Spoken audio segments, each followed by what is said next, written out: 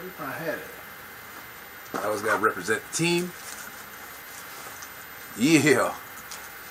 Yeah. YouTube is good. YouTube is cracking. What's populating? Let's get on that YouNow. Let everybody get in here and start circulating. What's goody?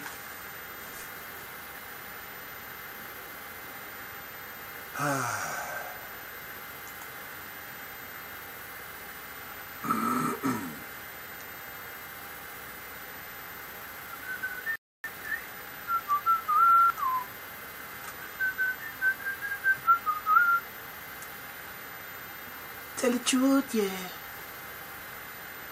Had a little studio jam session earlier today. Felt good to do some little reggae music and exercise the vocals. It's been a minute. Been working on some new up and coming joints I'm gonna play here live. But right now we're gonna talk about a good friend of mine. Let me see. First of all, let me make sure. Oh, I'm in the wrong email. My man. None other than my man Cooter Brown. We got Cooter Brown in the building. I've been trying to track this man down for a cool minute.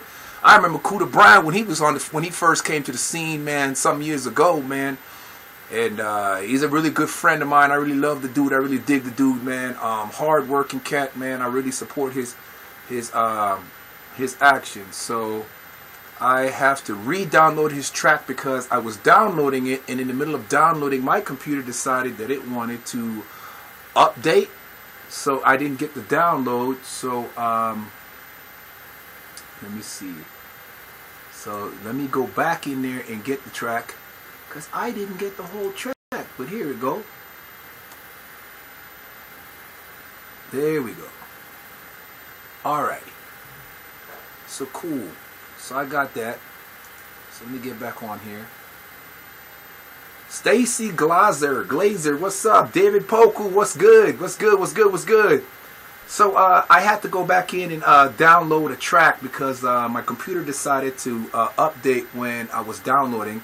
I have my man Cooter Brown gonna bless us tonight, so I'm looking forward to that. I'm gonna call him in here shortly, and then I'll be joined with my man. Actually, I'm gonna be joined with my man. Lord Finesse first, and then I'm gonna reach out to my boy. Let's see, Cooter Brown. So let me see, where is it at? Where is his joint at?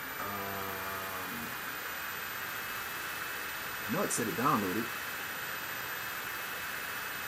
but I hope everybody's having a fantastical 15-degree day as I am here out in Texas. Can you believe that? It's friggin' spring, and Mother Nature is deciding that she wants to be winter.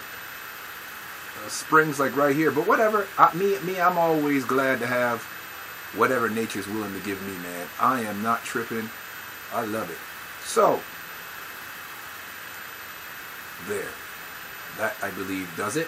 So now I'm set up for my man Cooter Brown. So let me go ahead and plug in my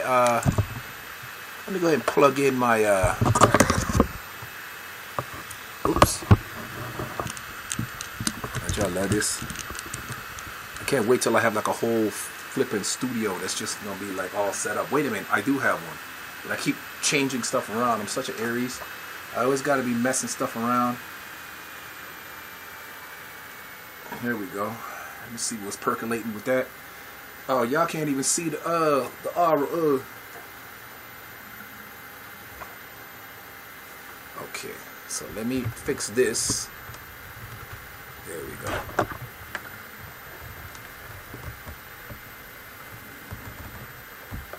There. So that's that. This is this. Alright, so let me call in my man Lord Finesse and see what's percolating with him.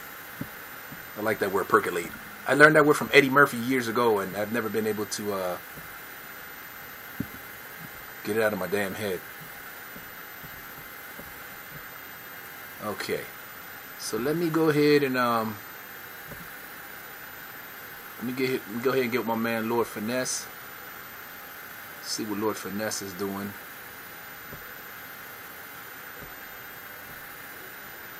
There he is. So let's call him in. Let's see what's cracking with him, cause you know.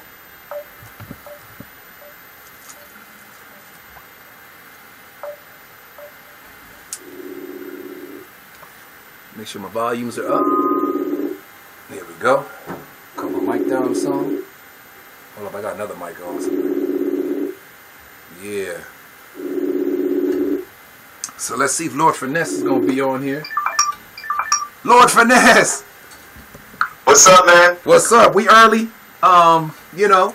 But I wanted to chop it up with you real quick. We got the video up, so you see yourself. Can you see yourself? Yes, sir. Are we live? We are live. Welcome to the Everybody Eats Happy Hour, Gossip Hour. Tonight I have an interview after you. I have an interview with my man, Cuda Brown. He's a really good friend of mine, a nice up-and-coming artist, man, doing his thug thizzle. Before we get started, I want to shout out all the people that are tuned in so far. I got a ZZ Kosei. What's happening? I just fanned you. And Nemo VT. Thank y'all. These are new names. I have not met these people before, but thank you for tuning into the Everybody Eats Happy Hour. We got a lot of stuff we want to talk to y'all about. We're just going to wait for people to trickle in. That's usually the process. That's why I start at 7, so it allows people time to get in here and kind of collab with us. Get in. You know what I'm saying? Ain't that right, Finesse? That's kind of how we do it. Yes, sir. Yes, sir. It's right. Welcome, everybody. It's good to be on. Yep. Shout out Stacy Glazer and David Poku. So, yes, sir. But yeah, man, I'm excited. I'm excited to. Are you gonna still be tuned in when I'm on the phone with Cuda? Kind of hear his story a little bit. Okay. Yeah, like I said, man, I got 30 minutes tonight, man, to make it happen, to chop it up, to finesse the minds of the people. So I got now it's about 8:45, brother. It's 8:20. Let me just see. So about so we're early. We're early because usually I hit you up about 8:30. So we're early tonight. So yeah, man. I've just did my friend invites and stuff. So yeah, I appreciate that. Thank you for becoming a fan. I love that. I love it. I love it. I love it. I love the movement that we got going on. I wish there was a way I could pull up that flyer on this. I should be able to, huh? I guess it won't let me pull in a. It won't let me pull in the picture, huh? It won't let you pull it up? No, in the chat, I was going to pull up the picture, but it doesn't let me do it. That's whatever. All right, whatever. It's nothing. It's no big deal. Like in Facebook, you could click a thing and it'll like let you pull up you know what I'm saying? You could pull up a photo or whatever and put it in the comments and whatnot. So it's been that, it's been kind of that day. It's been kind of that day, Lord Finesse. Like, I'm energized, but at the same time, I'm sluggish. It's like weird. But then I've been up every night for the past few nights till about 4 in the morning every day. Everybody eats. Look, Nemo VT, shout out, bro. Appreciate that. Where we talk about everything. Yo, man, you missed out, man. We got kind of. What was the last conversation we talked about, Lord Finesse? What was it? Polygamy, polyamory, and monogamy. And something that are human beings naturally monogamous? So while we waiting, what are y'all's thoughts? Y'all think the humans are naturally monogamous, or are we polyamorous by nature? Well, Modeja, you know my take on it. I think as men, I think we are not naturally monogamous. However, we can choose to be. And I think I've been thinking about this our last conversation since we had it. I think men have to be honest with themselves. Hey, before you start, Nemo says he just got at the gym. He likes our vibe. We've just started. He likes our vibe. We appreciate you too, Nemo. Oh, yeah, Nemo. What's up? Nemo VT. Appreciate that. What's VT stand for? Is that Vermont? Is that where you from? Where are you from? Appreciate you, family. He said keep preaching. Well, we don't preach, man. Preachy stuff. That's shoving ideas down the throat. We're teachers, man. We're enlighteners. We're edutators. We're talkers, explainers, and just so this is what I think, Modeja. Again, Vermont. As a man, from as we have talked about in past shows, my particularity, I think that we as men, we need to be honest with ourselves. See what I'm saying? Yes, sir. If we're not ready to be monogamous, then we need to seek this to the women that we encounter. Yes. No, babe, this is what it is. I'm not ready to be monogamous. I'm not ready for a commitment. We can go out. We can have a good time. If sex becomes a possibility, we can discuss it, but I'm just not ready. The problem is, sometimes as men, we feign monogamy when we are really polygamous. And I don't mean polygamous in the marital sense. I mean multiple women type polygamous. You see what I'm trying to say, bro? Yeah. And I just think that women, any women who are listening and watching, shout out to all of you. I think women just want full disclosure. They want all the information they need to make a decision. See what I'm trying to say? Yeah. That's what I think. What do you think? Well, first of all, I agree, and I want to shout out Nemo. He just invited 187 people to this podcast, so thank you so much, Nemo, for all the love. Damn, Nemo. That's why I fuck with YouNow, man. YouNow, they on it, man. They're very loyal. They follow you, man, to the bone, bro. And I'm telling you. So my thoughts on polyamory and monogamy. I think that all of us, we all are polyamorous. I just think it's like you said. Some choose to be monogamous and some choose to be polyamorous. Some people get caught up in monogamous situations that they're not comfortable with, and I think that that's where you need to be honest. You need to be honest with yourself, man. Because if you're not honest with yourself, see, there's what we call people who get involved in relationships because society says you can't be out there running around doing That's true, it is dangerous, but driving is dangerous, but we still do it. We run the risk of being a train is dangerous, but we still do it. Exactly. So, so we got comments, and we have. Let's finish the idea, and then I'll get with you, Nemo, to answer your question.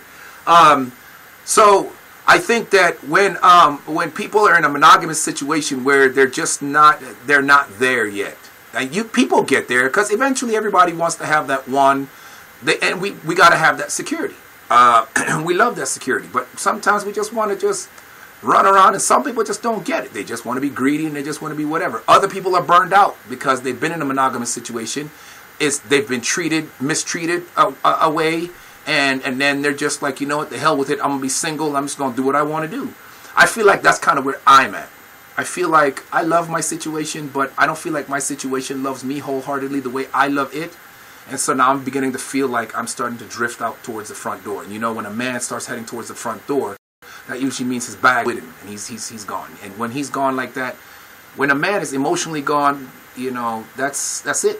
If a man really is there for you, man, he'll cut for you, he'll break for you, man.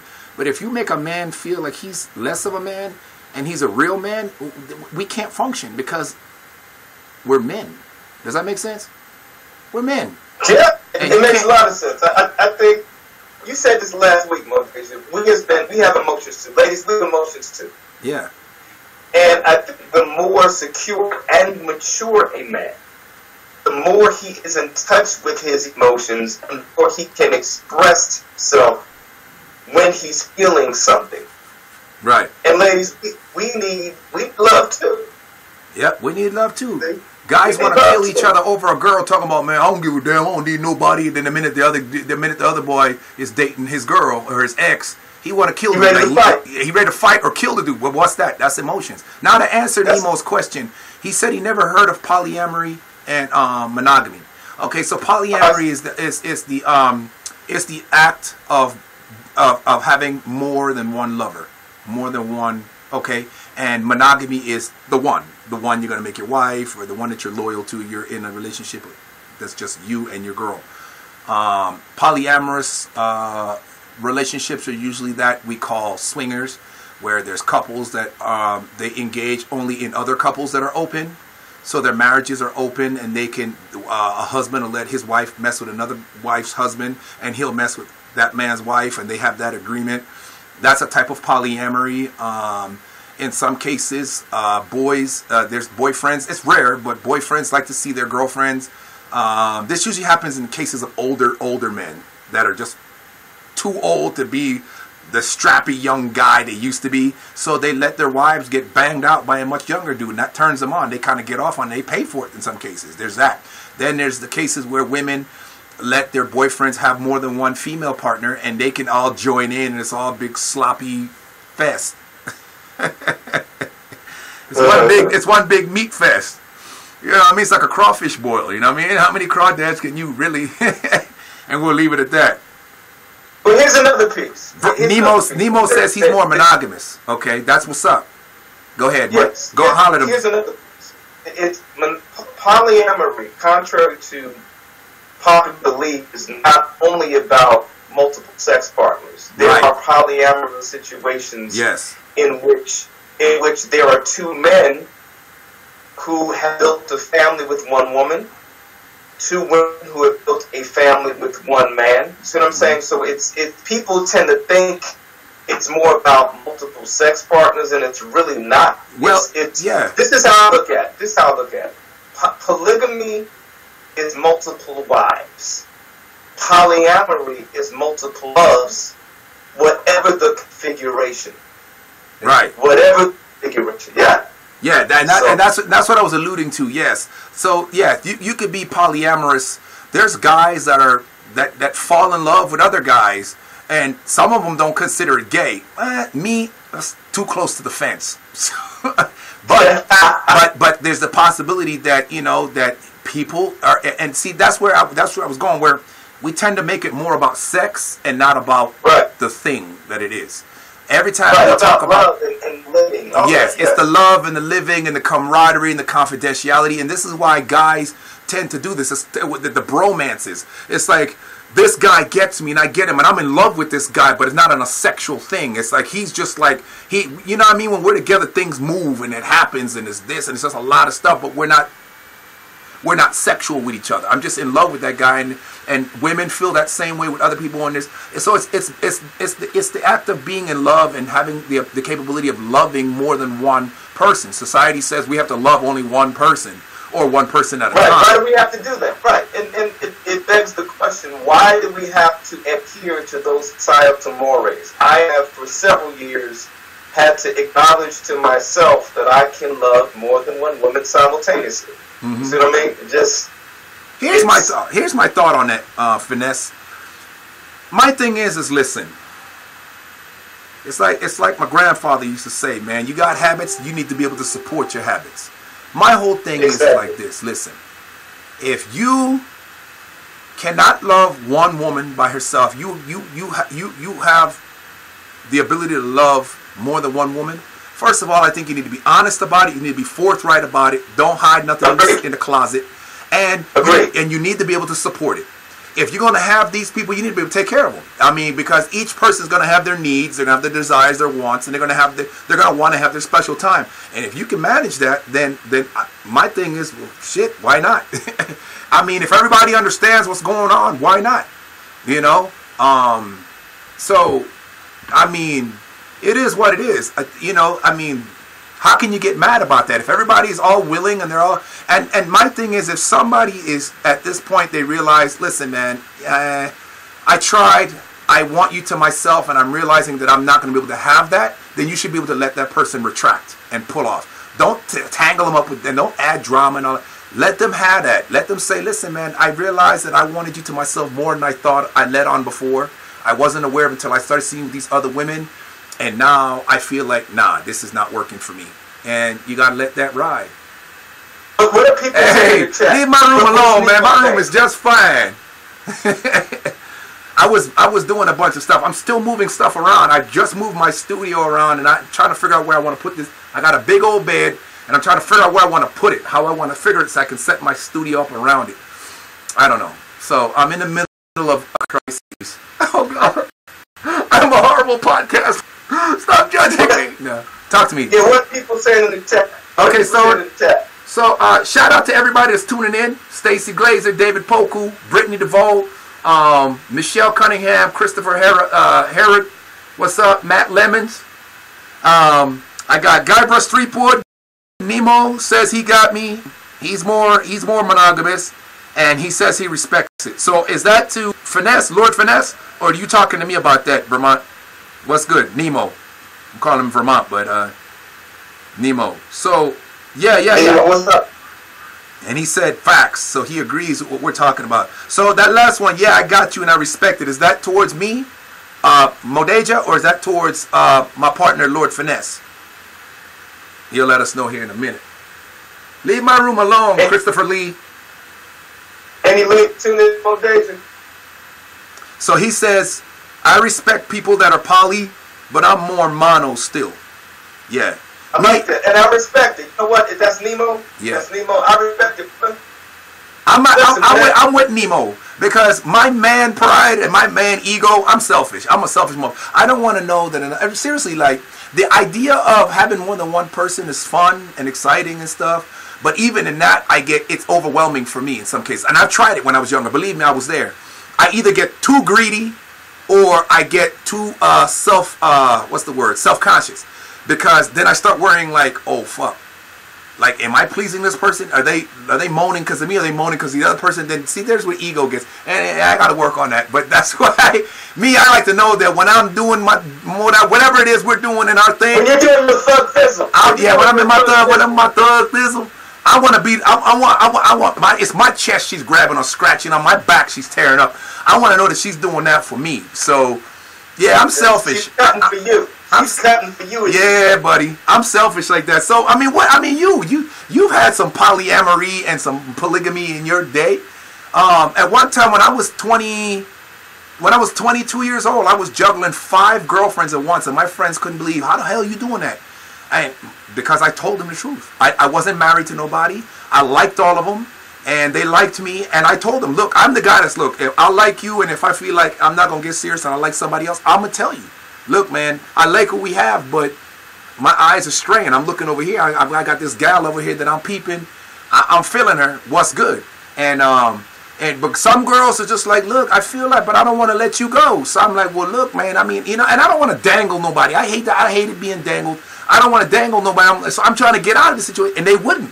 So I ended up with 5 situations, and they all knew about it. I would throw parties and invite them all over. California, man. Yo, it's nothing like Cali. You a gangster, bro. You a gangster. Oh, no. Hey, man, don't bring that bullshit to my house. I'm not going to throw a party and not exclude anybody. So I'm like, look, there's going to be people there. I tell them, everybody's going to be there.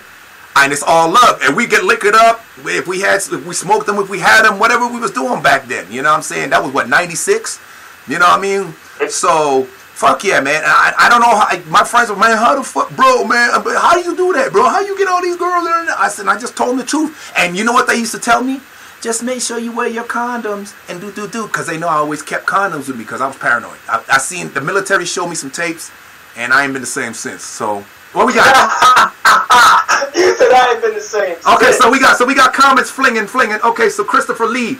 I'm stingy as fuck, so I don't want to have to share my girl with another dude. He's with me on that. I gotta know that it's, I gotta know it's my manhood making her womanhood, if you will. Christopher Lee, thank you.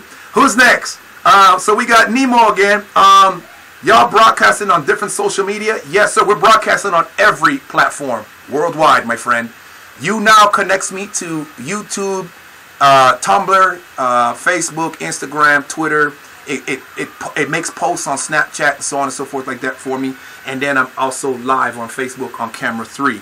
So, yeah. I like that, man. And it's interesting. People call me Mo. That's fine. Mo is fine. Mo, Mo, this is what we need to do. What's up? When we do that flyer, see, we need to include some of that. What's that? So anyone who buys a promotional package on YouNow, for YouNow, right? They're being blasted out to all of that, and I think when they call you or I, we need to let that be known. See what I'm saying? Yes, sir. This is good. Yeah, everybody. I'm telling you about those military tapes, Christopher Lee. I'm telling you, man. They showed you in the beginning. You remember in training and stuff, they showed you all this one dude. I think he was at the toilet, and his thing ended up in the toilet because he was with some girl, and they said like in Guam or somewhere over there, and he got like some flesh-eating bacteria. I've been paranoid. I ain't been the same since, man. I watch what I eat. I watch what I drink. If it don't say sparklets on the bottle, I don't drink them. Yeah, I'm tripping. I appreciate that, Nemo. So he says he'll follow my social media stuff. I listen to a lot of podcasts during the gym and car rides. Now, my podcast is weekdays, 7 p.m. Central Standard Time. That's Texas time. That's California. That's Colorado, Texas, and Oklahoma time. So It would be, I guess, Vermont time. I guess it would be 8 p.m. your time and 5 p.m. California time. Shout out to everybody, but everybody's in here. The cauliflower dick, man, you ain't never lied, Chris. See, you with me. See, Mike, we got a whole people. See, that's why I'm stingy. I tried it when I was 22. I loved it, but like I said, I get overwhelmed. It was a lot to juggle, but I at least can look back on my life and say that I at least tried it. And I think if you're curious, and now, Mike, I think you'll agree on that, Lord Finesse. If you're curious and you want to try it and you're open and honest, why not? Fuck it. Do it and then be done with it. Talk to me, Finesse. I think, Modays, I think anything that occupies a lot of people's mental time, you need to do it.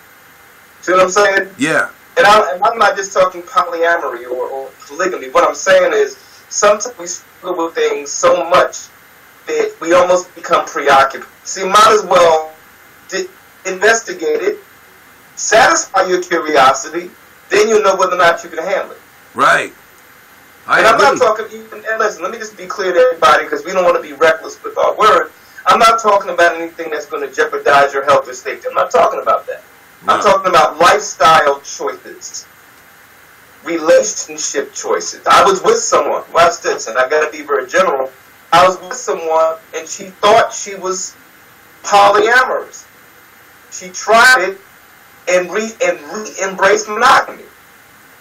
But she had to try polyamory to know that she was not polyamorous, at least in the sense of her partner. Right. So she tried it, she investigated it, she immersed herself in it, and said, nah, it's not for me. It's not for me. On the other hand, when I immersed myself in it, I'm like, this is for me. Right. There you go. Yes. And it all depends too. I mean, you're an older gentleman, and you know where your head's at. You've been there, done that, and you know that this is where I want to be.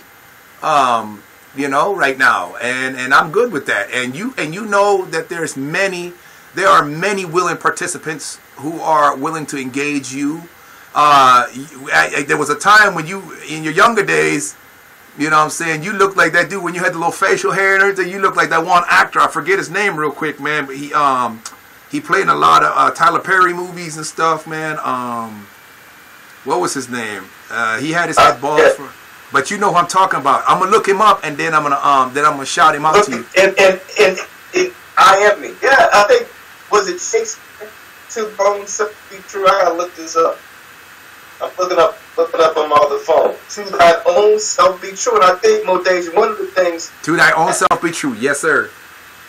Yeah, I think one of the things is that there's so much inauthenticity. If that's a word. Inauthenticity. To thine. Yeah, it is. To thine own self be true. To thine own Polonius said this. This above all, to thine own self be true. And it must follow as the night to the day. Thou canst not then be false to any man. Wow. Listen to that. This above all, to thine own self be true. And it must follow as the night the day, thou canst not then be false to any man. So if we're true to ourselves, we're going to be true to others. Isn't that deep? That's deep. Yeah. That's what's up. And but like I said, we're colonized, and we're herded like cattle, and we're fed how we should live our lives, and it kind of goes against our nature. So watch this. Nature, so if you will. That's why I like internet. So this phrase is one of countless famous books by William Shakespeare, and as scenes where the famous play Hamlet, Polonius says. So it is a Shakespearean quote. It's just he inserted it in his character Polonius in his Act 1, Scene 3. To that own self be true. To your own self be true. Why not? And that's what I say, man. If you're true to yourself, you're gonna be true to others, and then they'll be true to you.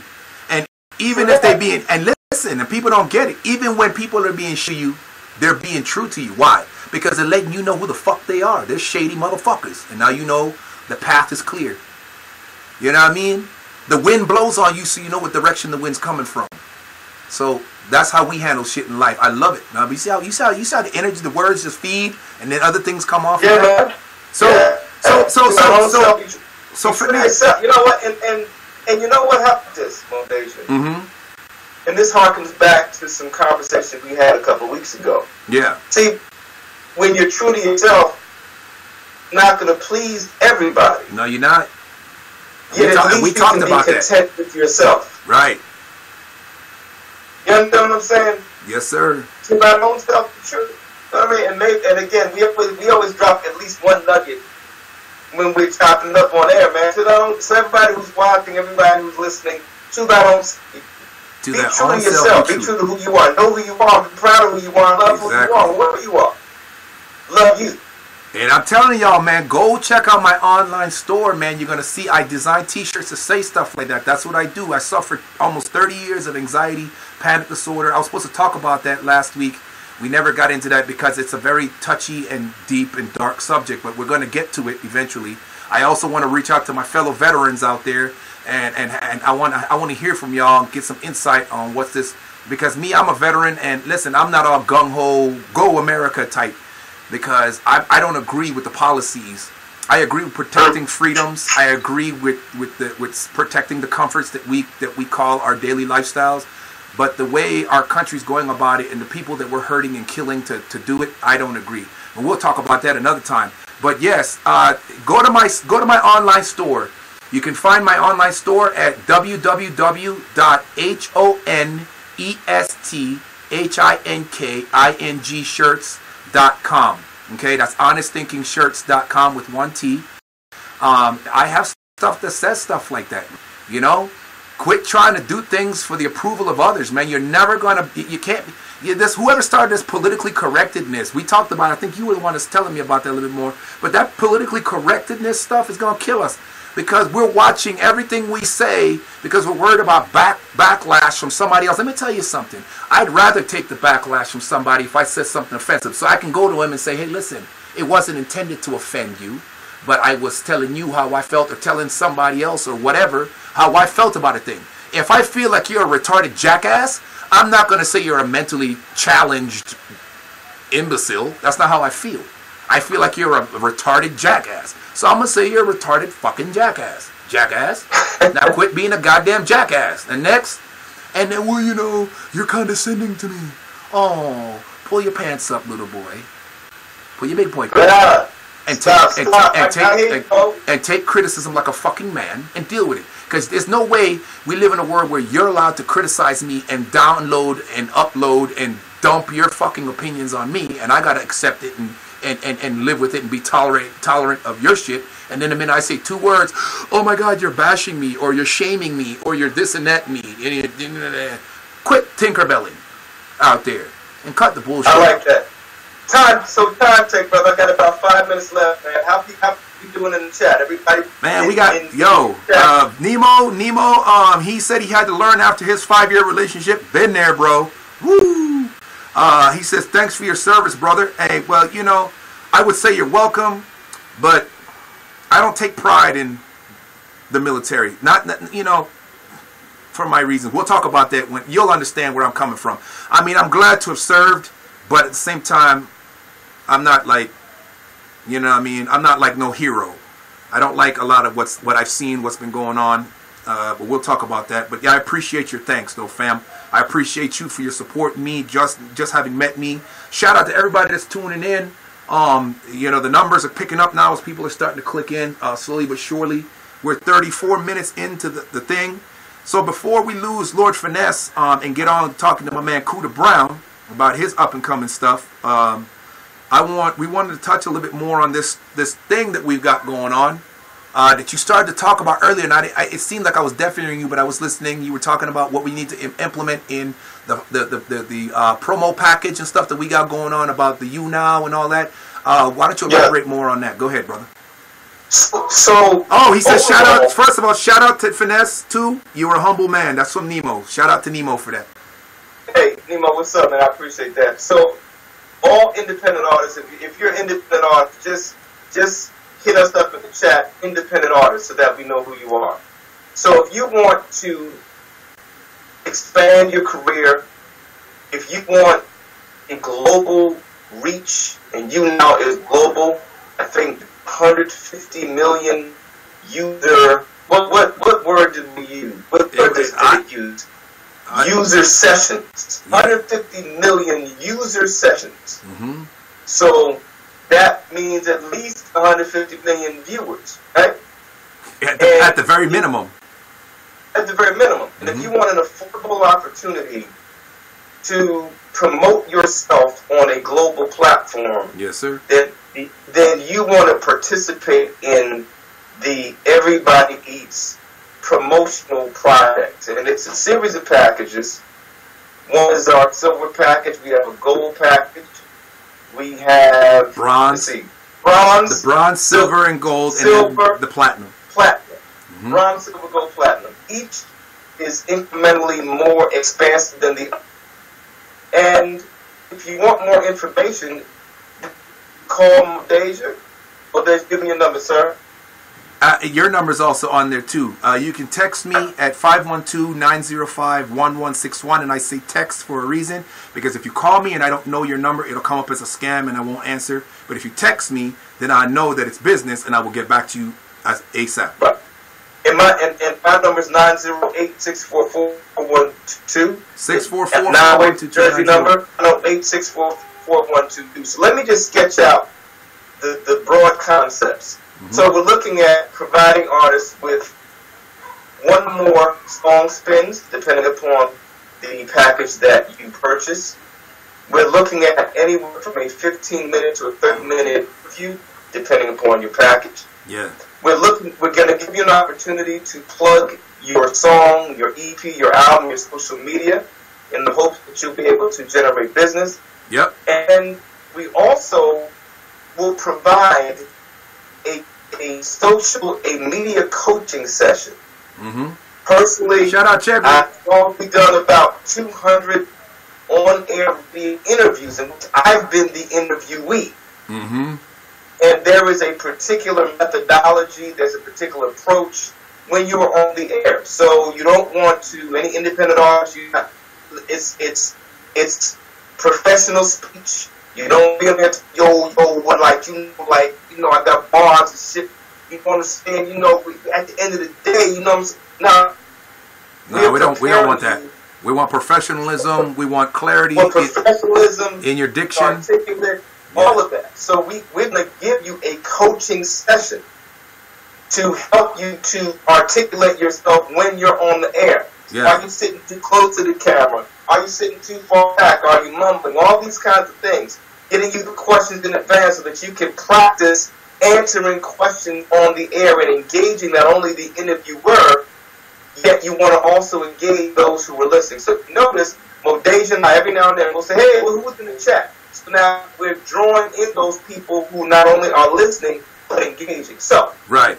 Our promotional package intends to help you expand your musical career. So, thank you. Everybody eats. Everybody eats, man, and that's what this is all about. And for those people that aren't artists, okay, yes, then you guys are just coming here just to tune in and listen to us talk about everyday shit. We talk about relationship shit. Like earlier today, we touched on a conversation we talked about earlier in the week or last week. We talked about people being polyamorous versus being monogamous or polygamous, and so on and so forth. And that lends to be a subject to talk about. We also talked about if you break up with somebody, do they have the right to check you if you hook up with somebody else after the breakup? What are your thoughts on that? We talked about controlling people in a relationship, and do people like being controlled, and do they have the right to control you, guy or girl? We also talked about in a relationship with children, does one parent have the right to take the child from the other parent just because they have an attitude of what? If it's outside of protecting the child, really protecting the child from abuse of any kind? Your thoughts on that? What else do we talk about? Red flags in a relationship. When do you notice them and why do you not adhere to them? Or, why do we know that the red flags are there but we still maintain trying to keep the relationship, even though it might not be something that's good for us. This is the shit we talk about. We talk about veteran shit. We talk about racism shit. We talk about all of this stuff. Shout out to all these new names, man. Nemo, man. Shout out to you again. Shout out to K Nikos 188. Little hottie up here. Her picture is really cute. So I guess that's a compliment.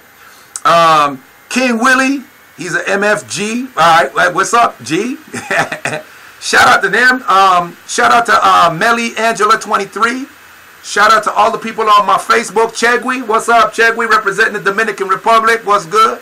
As you guys know, I'm always on live with my partner. I got Z Kosei.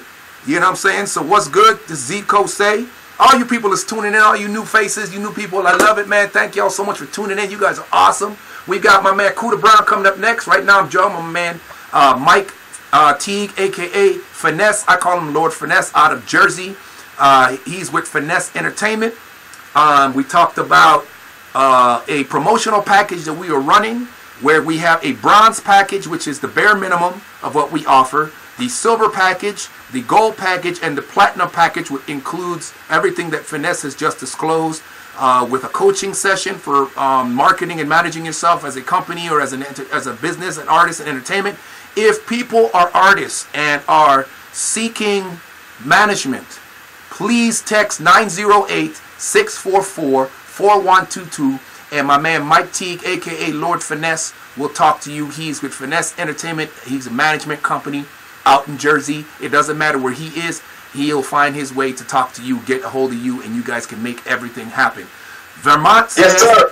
Can we talk about the topic after breakup? So he went there. Now that was the one that kept us for about three and a half hours, huh, Finesse? Yes, sir. Yes, sir. And with that, on stage, my time is up, brother. Yeah. We'll talk about that again. Vermont. After Finesse gets off, I need to get on with another artist, and then I'll pick up that, and then to wrap up the show, we'll get back if you're still on here, and we'll talk about that. Yes, we can definitely talk about that. Lord Finesse, your closing arguments. You know how we do. You know how we do. Listen, to everybody, appreciate you tuning in. Stay tuned. Continue for the rest of the Everybody Eats. Happy on Gossip Power. This is how I close the show. Start where you are with what you have, and do something today. More love. Peace. All right, peace. 100, bro. All right, bro. That's Lord Finesse, ladies and man. Yes, I'll see you tomorrow for sure. Definitely on the Everybody Eats Happy Hour. Appreciate you, family. All right, man. Peace. We'll talk to you then. Yep. Peace. So up next, y'all, we got Kuda Brown that we're about to get in touch with right now. Let me hit him up, and we're gonna check out this artist. Let me call him. See what's cracking with Kuda Brown. Everybody, stay tuned. We're gonna talk about this topic with. So you're talking about the question: do you have the right to get upset with somebody and check them? We'll get back with that. Hello, Kuda Brown. What's goody? Yes, sir. Man, what's good with it? Man, I'm chilling, man. Where your face at, man? You're live and people can see you. I want people to see your face. Is that possible? Oh, man, my bad. Hold on. Yes, sir. So, ladies and gentlemen, while we wait for him to get situated, man, I'm joined here with my man Kuda Brown, Austin, Texas finest. Now, this cat, yes, sir. Yeah. What's up? You see yourself on the monitor? Yeah, I see myself. Everybody see you, family. You're live worldwide. We got over 100 million people watching you right now. So this is your chance. Really? Over. And that's just one you saucy, bro. You know how it is. This is a young man that I met some years back, man. When he first came to the Austin scene. He was out here doing the underground music thing for a long time. You've been up here bubbling, doing your thug thizzle. So this is your chance to get it, to take your time. I also believe that I have a track for you. So I'm interested in playing that, and we'll play that shortly after a while, so that people can kind of hear some of the music. Yeah. We're gonna play. Oh yeah, this is about you right now. So ladies and gentlemen, I joined my Kuda Brown. So Kuda Brown, first of all, before we get started. Shout out to everybody that's tuning in right now. The live Everybody Eats Happy Gossip Hour. Take the time to shout out your plugs and let people know. Once again, my name is Kuda Brown. That's COOTABROWN. I'm Googleable. If you just Google that, COOTABROWN, you're going to see my face. You know what I mean? If you see what I look like, I'm the first thing that hits on Google. On Instagram, you can follow me, Cuda Brown 41. Same with Twitter and things of that nature. SoundCloud, the same thing as well. I try to keep everything the same. And simple. Okay. Man, I'm excited just being around my man Mo. Like, he's live. We've known each other for years. Yes. He seen me grind, like, for real. Like, man, that's why that track that I sent to him means a lot. That's why I sent that track. I got a lot of music, but this one made the most sense because he knows me as the individual that I am. Yes, sir. So you got to put in that work. Yeah. And you was one time connected with my man JC David, who was another grinder. I'm still trying to get a hold of him. He's so busy. And you was with Folk Eye and all them cats back in the day. So, man, a lot of cats that came out of that clique from way back then. They've been, you know. Yeah. You remember me going in the Club 512, open mics, going around the college scene. Like, I put a lot of work in, and I'm still working. Yes, I kind of took like a hiatus because I had family issues going on. I lost my grandmother, who was a mother to me, so I kind of backed off. But however, it don't stop. You know, this is just what I've got inside me. I just got to keep doing it. Yes, South by Southwest official for the 6th time in a row. You know what I mean? So that's I gotta get down there with my camera, man. I gotta get down there because you know, I got that footage. I stay with that footage, man, with my camera and whatnot. So tell people what they can look forward to, man. What projects and stuff you got up and coming, my man? What's goody? Well, I already finished this project called Fight My Sleep. I just haven't released it yet, just because I'm very critical about my music. But a lot of my other, colleagues and other friends of mine, even in the rap circle and Allison, they keep saying just release it. Yeah. You can't get the response unless you put it out there. Right. And that's what I've been kind of scared about because I don't think I'm happy with it. Right. But when people hear the music and I performed the whole album at a house party, crazily, and people enjoyed it, so I was like, well, something, let me go and drop it. No, but that's what you got to do. Platform. That's what you got to do. Listen, man, a couple years ago, I played a joint, one of my joints, it got played at Club Toulouse many years ago, about 9 years ago, 10 years ago. My partner paid a DJ, slipped in my a thumb drive or something, and he played it. He played my song after a Lil Wayne song, and I had no idea. So people were just knocking, and that was back when the doing the Dougie was a hit. Back then, and people were dipping and doing the Dougie to my music, and I was sitting there. You ever hear a thing, but you don't know, you can't believe you hearing the thing, and I'm like, wait a minute, that's my song. He was like, shh, don't do that. He said, just be cool. Let's see how they react. And that was the best teacher. And ever since then, you got to let them judge your music. You can't if you overcritical of yourself, man, you ain't gonna never get nothing out. People ain't never gonna, you know what I mean? It'll help you. Plus, you get to hear it, and you get to see it. You're right. As you know, my track, Fuck My Re-Up, that shit went really crazy. Bro, that shit was hot. Bro, that shit was hella hot, yo. The Re-Up, yo. But that motherfucker was hot. That shit was hot as fuck. That was crazy. I had the same situation. My partner out here, shout out to my man, they call me Vance, DJ from Austin, also Dallas. He was spinning at Club Majestic. Yeah. And I wasn't even in the club. He just played my song and hit me on Snapchat like, look at everybody turning up the music. People are popping champagne bottles, pouring it on the floor. To your shit. I've gotten those calls. 2 a.m. DJs are like, bro, man, I want to do a DJ mix. Can I mix your song? And I was like, man, mix it. I don't care. I was getting all them calls. It's nothing like if I was choked up, but I was acting all macho, like, man, I got chest cold. Nah, I was choked up. I was choked up. And that's what it is right now for me in the city. People play my music, and no one knows that it's me. Right. And that's the best feeling in the world, is just being on stage with your partners, and they know who you are, but the rest of the crowd don't know, and that means a lot, because next thing you know, they're starting to ask, like, where can I get this track at? I can't find it, because I'm just so critical. Like, they can't even download Fuck My Re-Up. But I remember the applause you used to get, though, and that's you know what I mean? That's you can't fake that. People whistling and blowing you. People got their cameras, their phones and stuff, videoing you and whatnot. I remember all that stuff. And everybody, Austin, Texas, y'all know this, man, Cuda Brown. Don't play. Yeah. Frank P.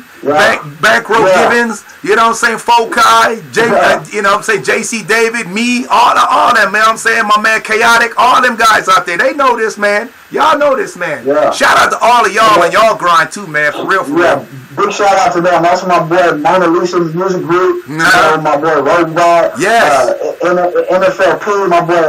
My boy Fee. Shout out Fee. Like a lot of those individuals that you just named is the we family because we all see the grind. Way back. Yeah. I've been in the black hole and I just still go to open mics and they be like, bro, you tripping. Yeah. You got it. It's just something about you.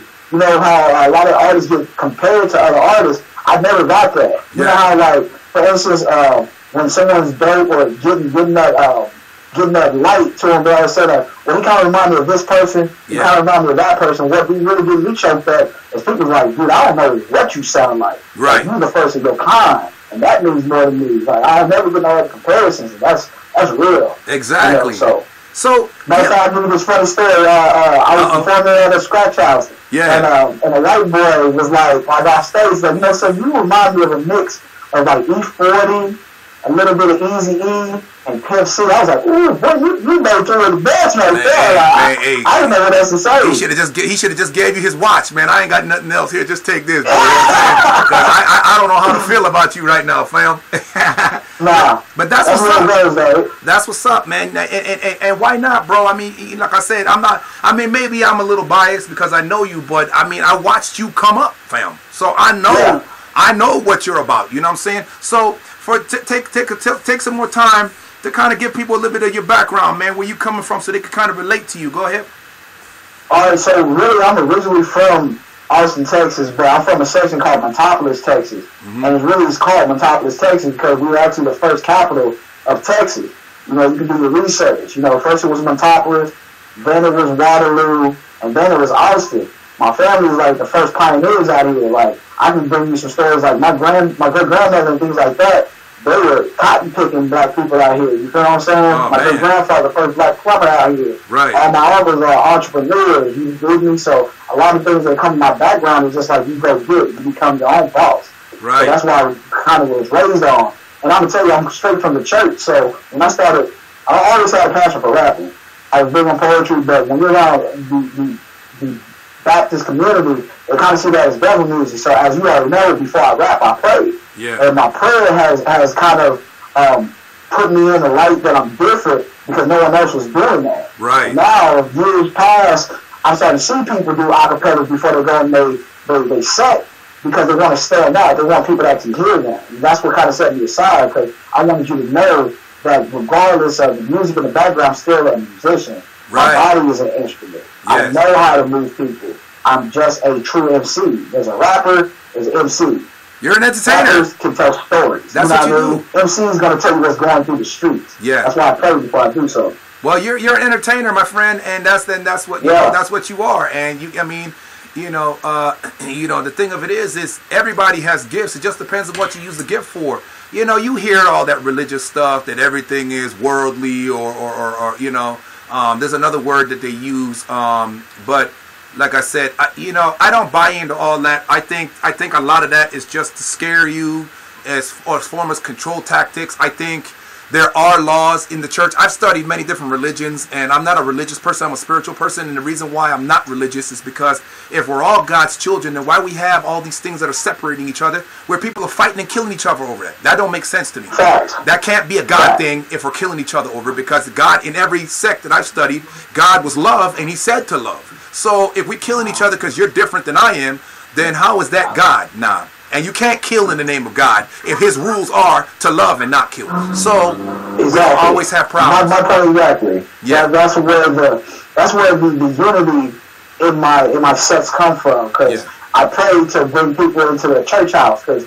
where I was raised, a church is just a building. You are a temple. Yeah. So if I'm out here doing this work in any type of way I can, then we all family in this building. And during my shows, I get that. I get atheist people want to talk to me one-on-one because I'm touching them where no one else could. Because they see the environment I'm from. And I got people that will go do background checks on me like, bro, you really do what you rap about.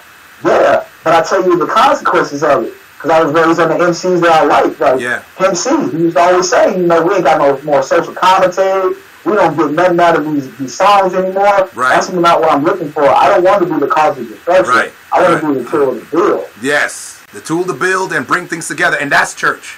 for people to understand. No, that's really it's not a building, yeah. It's church. Shout out to Keo Kendrick. Shout out to Dave Gross, Chegui, Edwin Perez. KO, you're tomorrow. I'm looking forward to that, man. That's another friend of mine. Right now, I'm joining my man Kuda Brown. Yeah. He's a rapperpreneur, if you will, entertainer. Shout out to Nemo. Well said about the God and love. Yeah, that's how I believe, man. Listen, I don't believe in being constricted by religion and societal things. I think these are just elements and tools, and this is all my opinion. I can only speak just so y'all understand from my POV, based on my own world experience, and I can't speak on yours, but y'all can. And so give me y'all's feedback. This is what this is all about. It's all the growth everybody eats. So I appreciate that. But listen, I'm not into this contemporary religious stuff. I'm a very spiritual person. I do believe in God. I do believe that there's something greater than ourselves. And there are rules and ways to live in this world. But I believe that a lot of the stuff that we're telling each other is keeping us down, is keeping us separated, isolated, is keeping us fractured and not coming together and becoming the strong thing that we should be. So this is my way of doing that. I'm with you, Kuda, in being an object of building. So go ahead. No, that's really it though, because one thing I've always known is that knowledge is never something that is lost. You just gotta go find it. You gotta have the willing to go find it. Right. You know, you talking to an individual that was already high level books where I was going to go to magnet program in in Keelan. And I didn't choose to go there because they shunned me for reading a Malcolm X book in the magnet program. They said this book is too advanced for me. And I took that little comment to be like, you don't want to have intellectuals that will force revolutions like I would. So let me do something different. So I went to a different middle school because they allowed me to really go out and search for main knowledge, not just something that was in a book. Right. Because I like reading. I like knowing about my past. Because that's the only way I don't repeat it. Right. And we got to learn. Seriously. The past is to learn from, not to be encompassed in. You can't be you know what I mean? Yeah. And because what happens then you get stuck in it and you say, well, it was this way anyway. And we become complacent, and then we end up doing, like you said, repeating it, doing the same crap we were doing back then. In case you haven't noticed, ladies and gentlemen, it seems like the days of old. And I just did a song today talking about the evils of men, and I don't understand why and why cops are killing people for fun, or you know what I mean? It's just this, they're just pulling guns. Cops are just trigger happy and just shooting everybody. All this stuff that's going on, and why we're going back to the days of old. It seems like, to me, it's weird, but it feels like black people are a new thing. Folks, we've been here. What y'all talking about? We're coming back with racism. People are trying to pull all that shit on us again like they did back in the day. It's like it's a new thing. No, that's been there. We've been fighting that. Why are we going back? Why is that still a thing? It's 2020. When I was growing up... That really goes back into what we've done as people. As you notice in our history of the civil rights movement, all we ever wanted was just a bare minimum, and we couldn't even get that. Fit in. You know, we got to start understanding that we deserve more than just the minimum. Yeah. And we've brought so much to this country, here, and to this world as a whole, but to this country. There's a lot of historians and a lot of inventors that are never going to have a page in the books because they don't want that to be told that you got this accommodation from a black man. You know. Well, what kind of control would you have? Alcoholic surgeries, all that good stuff. Exactly. And what kind of control would you have if we realize that the powers that are in control were never in control in the first place? That's going to tear up some shit, isn't it? So they don't want you to know that because they like being in control. They like being able to tell you what to believe and what to think and how to live and whatnot. So yeah, it is. And that's not a color thing. See, they want us to think it's a race thing. Don't get it fucked up, y'all. We're playing checkers with people playing chess. They're smart. They want us to fight and say, oh, fuck white people, fuck this, fuck that. No, fuck you and your stupidity. We need to get together and realize that this is a game that is about classism and money and power. The American golden rule. Not the golden rule you taught from Buddha, you were taught from Christianity, you know, do unto others, that golden rule. The golden rule, he who got the gold makes the rule. And so that right there speaks volumes, you know. But anyway, so back to Kuda Brown, the object of building. Build, my friend, build. You know what I'm saying? Talk to us some more. I've been big on superheroes and stuff like that. So if anything, I would call myself the Black Thor because Pops, you know, Odin. The realest thing I ever saw from the movie Thor, and it's always stuck to me. He's like, his hammer, which is called Mjolnir, it's an object to either destroy or build. Yeah. Once again, it's a tool. So it's the person that uses it. Just like a gun is a sense of protection, but it's also a sense to destroy. Right. You know what I mean? So with that mentality, is like my spiritual vibe is always to build, because I've seen so much destruction growing up. You know, I've seen too much stuff that when I repeat it, it puts me in a bad place because I've seen it. Right. So it's really hard when I'm seeing a lot of these other, younger artists that's in front of me asking me, like, how do I get to where you at? Like, just be yourself. Don't fake the front. Right. Because I be around a lot of these real, quote unquote gangsters and stuff like that they don't talk. They couldn't be a rapper because they would have been locked up. Right. By talking the real. So that's the best game I could really give anybody. Be yourself. Because everybody that knows me from the city, they know I'm just a humble cat that always had a talent for rapping. Right. Yeah. That puts a lot in perspective. Now that I think of my superhero, I was always a Wolverine guy, but now that you put it in perspective, now I know why. I have a clearer picture of it. Thanks. Why I picked Wolverine, because he was indestructible, and he was always been through a lot. And in my life, I can relate to that. I can identify with it. I've been through a lot: drugs, death, guns, sexual abuse, physical abuse. Just you name it, all over the place. Culture, moving from one place all over the place. I've been through a lot of shit in my life, let's just say, and it made me the man that I am today. And I feel like I'm pretty indestructible. There's a difference between people that are scared to go to hell and people that have been through hell and back. And I like to think that I'm one that's been there. So, and now my job is to help people not have to go through that if I can, but not carry your weight for you, because I've learned to stop doing that. The best friend the person can be is let their friend go through shit and just offer support. Don't try to carry it off their back, because they need that weight on their back to strengthen their legs and their back. So go ahead, talk to me, Cootie. Now you ain't saying nothing but the truth though. That's real loud, and that's Blake, you better aspect. Is like, leave me alone, Blake. They telling me clean my room. These people giving me a hard time. Blake Pendergrass from 512. You remember Blake from 512? Yeah. Yeah, he shouted you out. He said, Blake. Yeah, you remember Blake from 512, the general manager. She said, that's my mofo, homie. What up, yo? That's a real ass dude. He's shouting you out. So shout out to Blake Pendergrass. He in Vegas, I think, right now, drinking and gambling. Yeah, you can let me hold about 10,000. You know I'm good for it. You know why, dog. I'm still fighting, dog. But you still good in my book, because I'm going to keep it 1,000 with you. That man Blake put me in position in the club scenes. Yeah. He saw a talented guy. I was doing a lot of just like, I'm talking about dead honest, and you can vouch for it. I was doing shows where there was nobody inside of his club. I was there. Performing. And by the end of my set, there's people in the club. Yeah. It may not be crowded, but I promise you, if I walked in that club and I did a set, there's nobody there, by the end of my set, you had people in there. Yeah. And it's something about knowing, because that 512, a lot of people don't understand, it's an open club where we have windows and they can hear the music outside. So to hear my music and to draw in a crowd, that let me know right then and there, which Blake saw as well, that, I'm an entertainer, I'm profitable. There's something about what I do that draws attention, and I got to shout him out because he allowed me to be in a position where clubs now want to book me. It's like, hey, I'm vouching for Blake, man. If he said that you're a dope artist, I want to check you out. Makes you know those things are starting to come in and roll in. So yeah, big shout out to Blake. When you come back, man, holla at me, man. He said, this ninja always think I got them stacks. Love you, brother. You think he always got them stacks? I got he know what I'm saying about Blake, that's not man. Blake is low key rich than a motherfucker, man. He got about 3 houses on Lake Austin up there, man. I know he do. I said it. Yeah. I work for Blake. I work for Blake, man. That dude, that dude, a cool ass cat, man. He was cool. Yeah. He had great times. You know, I do nothing bad with that money. This is all I just keep my nose clean, man. Hey. That's all I need that investment for. That's right. So your object of building, what future endeavors can we talk about real quick before we jump into your music and sign off with you? Can we look forward to coming up? Videos, anything? Talk to us. What's goody? So I'm working on doing more videos. That has really been my I think that's one thing that's holding me back. I know artists and other people want to see visuals to these songs, especially Fuck My Re-Up.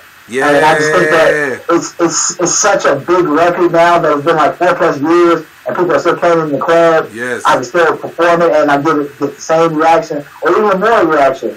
I've been building and investing on this one song because it just means a lot to a lot of people that understand that this is like the other side of this whole trap life. Like, right. You got way too many people say, "Oh, I'm trapping, I'm doing this." I'm like, yeah, but what happens when you mess up? Like, how do you shake back? Because I know how I shake back. Yeah. I'm calling the people that making these moves, but yeah, it's the visuals. I'm constantly going to be in open mics just because I like to know new talent. I like to be aware of who I need to be checking out. And it's always good to get a new fan base. You know, I have a different marketing scheme. I go to, open mics with a notebook and have people write their email down just so I can send them tracks. Yes, sir. You know what I mean?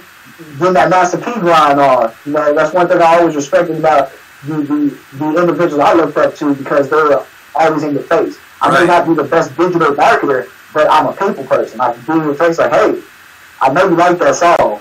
Or someone else be like, well, why is everybody talking to you? Who are you? I'm Cooter Brown. Cooter Brown. And it's kind of crazy because my name kind of fits my persona. It's like, oh, you laid back, you probably drink a lot. Like, nah, but I do tell stories. And these stories are true. So, I'm just looking forward to constantly being on your platform like this. Very blessed, once again, humble for you allowing me to be on here. No. As you're aware, I've done a lot of things with JCTV's platform. Mm-hmm. I've done many platforms, but it meant more with yours because just like you saw my grind, I saw yours. And to reach back out to you and you be like, man, I got this podcast, I'm doing this. I'm like, well, shit, put me on that. I'm with it. I just want to see what you got going on, and I see that you're building very, very well.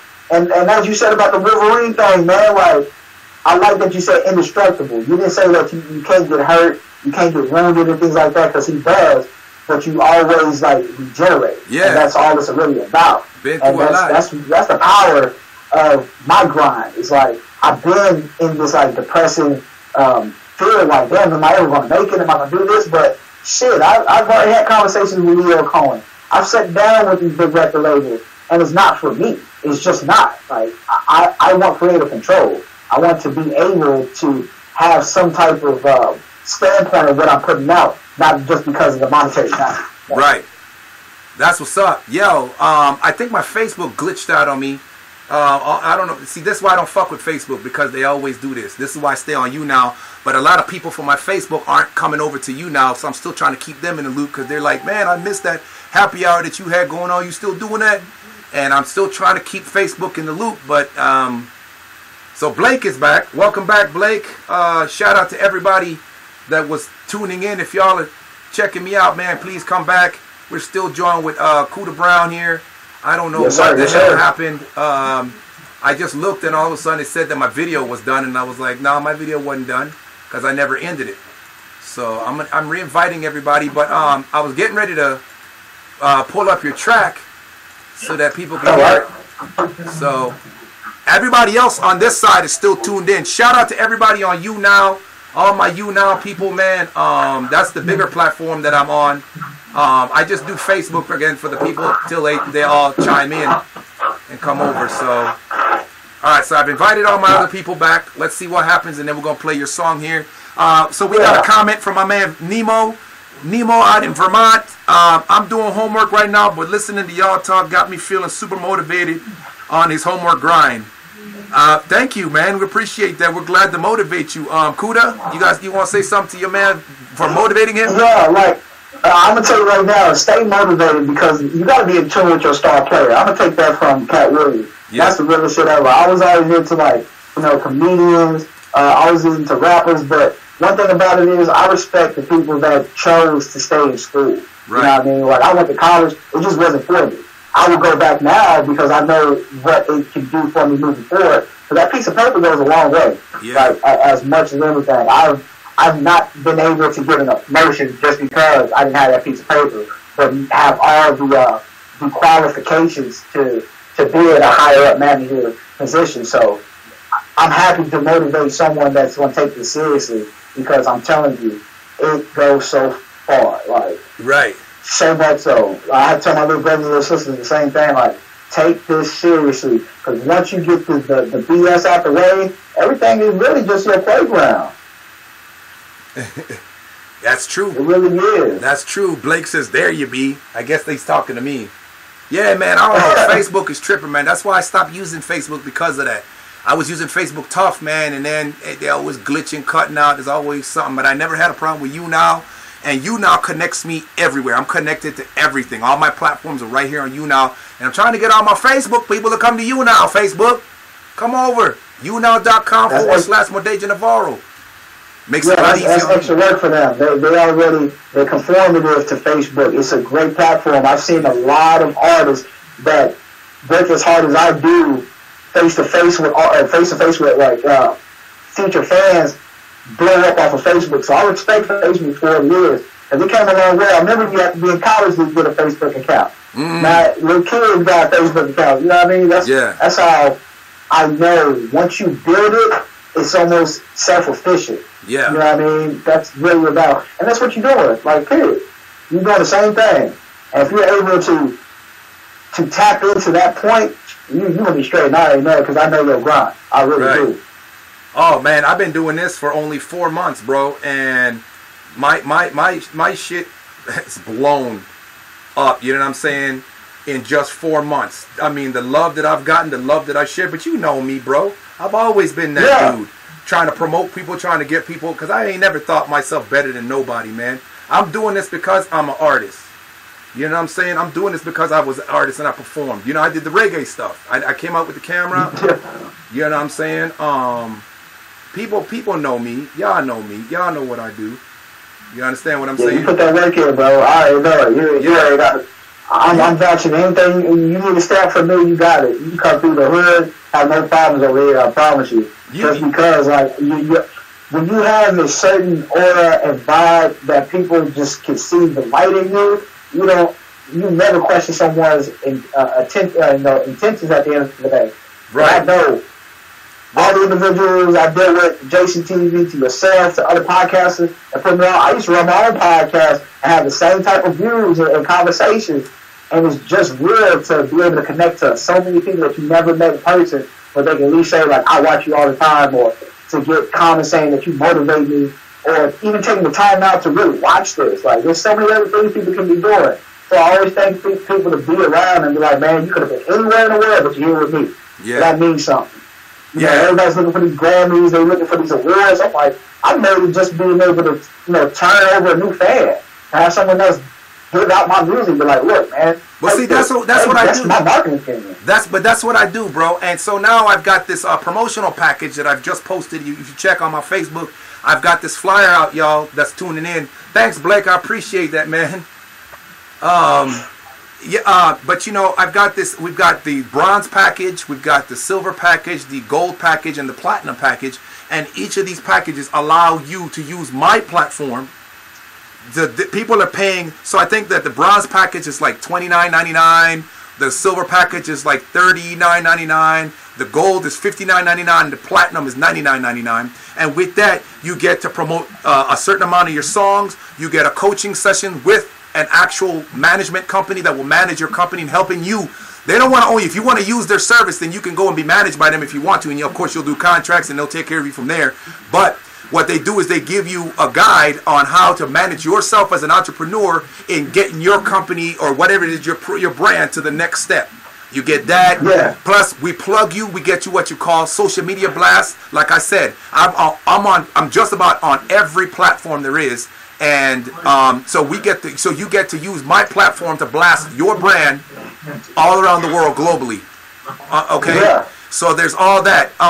And so that's what I'm offering for people to just get you some damn where. My thing is people want handouts. They want people to give you stuff. I've been giving away shit for free, and people were still scanching me. And I was like, how you gonna be scanchy when it's free? And people were still stealing. So I said, I had a partner. We ran a little test. My partner was doing the same thing I was doing, but he was charging $250. Then he called me and said, yeah, all your people coming to me paying $250 for the same thing you're doing for free.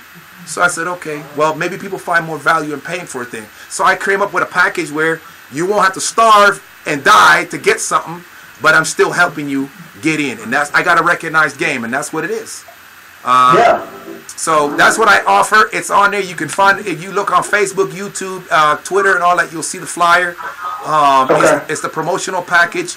And if you're interested in that, you're looking for something like that to get management and whatnot, there it is, right there. Yeah, you already know. We can talk about on the back end about that. I'm into anything to allow me not to work as hard. I shouldn't have to be managing myself. But it shouldn't have to cost you $1 million to do it either. Get in there, pay a price for a service, get the service, and get to where you need to be. And that's what we're trying to offer. So Nemo says facts, bro, and he appreciates you, bro. So no, real live, man. Nemo, just keep doing your thing, because you gotta understand, if you're looking for someone else to give you recognition on what you should be like, you already lost. You got to keep yourself as the highest priority. I know that from the hard way. My son is a Taurus. Like, I can bullshit with anybody, but then you got to read through my bullshit. But one thing about it, though, I'm very stern. I'm stubborn. I know once I got my mindset on something, it is what it is. I've had my whole family turn their back on me musically when it comes to like what I chose to do professionally. But then when you start seeing that I'm getting family members asking me like, hey, I'm hearing you on the radio station, or I'm reading about you in the newspaper through Spider House. Shout out to Spider House. You know, they did articles, they did movies on us on the underground scene, and I was a part of that, being interviewed. Right. So that goes a long way. You know, this goes for all the naysayers that you have around you. Let them keep talking. You just keep doing it. Let them hate. Let them hate. So that's their job. So that's Cuda Brown, y'all. So right now, before we have to sign off with Cuda Brown, we're gonna go ahead and drop this joint. Let me know in the comments what y'all think about this, y'all. Blake Pendergrass says, hi, if you come through the hood, I guess that's Hollywood. He got you. So, or has he got me? Or has he got both of us? Yeah, that's what's up. So Blake needs to stop. When I see him, we have a long conversation. We all know that. And shout out to him, and shout out to him and his son and everything. You know, man, I've watched this man go through a lot in his life too, and now he got his own little son. So you see, but it's nothing like being a dad, bro. I'm telling you, that changes your life. So here we go. We got The Grind Don't Stop by my man. It's produced by Stereo Steve. Is that correct? Yes. Producer, yes, shout out. Steve is my partner. He's from San Antonio, but he's part of Organized Wealth. Shout out Traffic Lee and everybody out there. Okay. Big love to my man Steve. He's a real individual. You know when you find like the opposite. Yeah. You know what I mean? To kind of mesh you together. He's the same way as I am, just ambitious producer, rapper. And he would stay and record me in his crib, just like the way you're set up. Yeah. Be in his apartment and be recording from, I don't know, like 12 at night to 6, 7 in the morning. I'd be like, bro, let's go eat. Yeah. Go to Taco Cabana, buy him something, you know what I mean? Showing love, always being able to be accessible. So, yeah, he produced a lot on that album. So shout out to him. Like. So that's Steve, and OW stands for, you said it before, Organized Well. Organized Well. Shout out to them. Yes, so this is The Grind Don't Stop. Go ahead. Traffic Lee. That's his Traffic Lee? That's his imprint. Yes, sir. Yes, sir. Mike Lee, my man Traffic Lee, doing his thing. Shout out Traffic out here in Austin as well. So let's shout them out. Traffic Lee, Steve-O, Organized Wealth. All those people that helped to put together this Grind Don't Stop by my man 50 Grand Cuda Brown. So let's click into this and let's see what this sound like, huh? Let me hear Cuda Brown and what's going on here. Let's see. Hold on. Yep. Can y'all hear it? Yeah. Let me know in the comments. Get up off your ass, nigga. Gonna get some cash. Get up off your ass, nigga. Gonna get some cash. Hey. Appreciate that, lots of Dre. Yeah. Off your ass and on your feet, nigga. Yeah. My grind don't stop, stop. My grind don't quit, quit. My grind don't quit. My grind don't stop, stop. My grind don't quit, quit. My grind don't quit. My grind don't stop, stop. My grind don't quit, quit. My grind don't quit. Get up off your ass, nigga. Gonna get some cash, nigga. Get up off your ass, nigga. Gonna get some cash, nigga. Get up off your ass, nigga. Gonna get some cash, nigga. My grind don't stop, stop. My grind don't quit, quit. My grind don't quit. My grind don't stop, stop. My grind don't quit, quit. I do this for youngins that start up in projects. Stayed in the kitchen, they cooking the project. Making their money and stopping no project. Still got work even when laid off. All work, no no days off. Never seen bills, everything paid off. 2 houses, 1 loft. Days turn to nights, nights turn to days. Holding on, no, it's all a fade. Mind rushing, left and right. Caught in the maze, fell in love with your lines. Better watch my steps. Lend your hand, we just 2 of a kind. Trying to make time into dollars, not lose dollars by wasting time. So pretty please don't waste mine. So far gone, still got eyes on gold. Always play my role. Everything glitters ain't gold. Money never save no soul. Granny said keep God first. Mama said walk by faith. Uncle gave me much game. Uncle told me stay independent. Young nigga that was water whipping.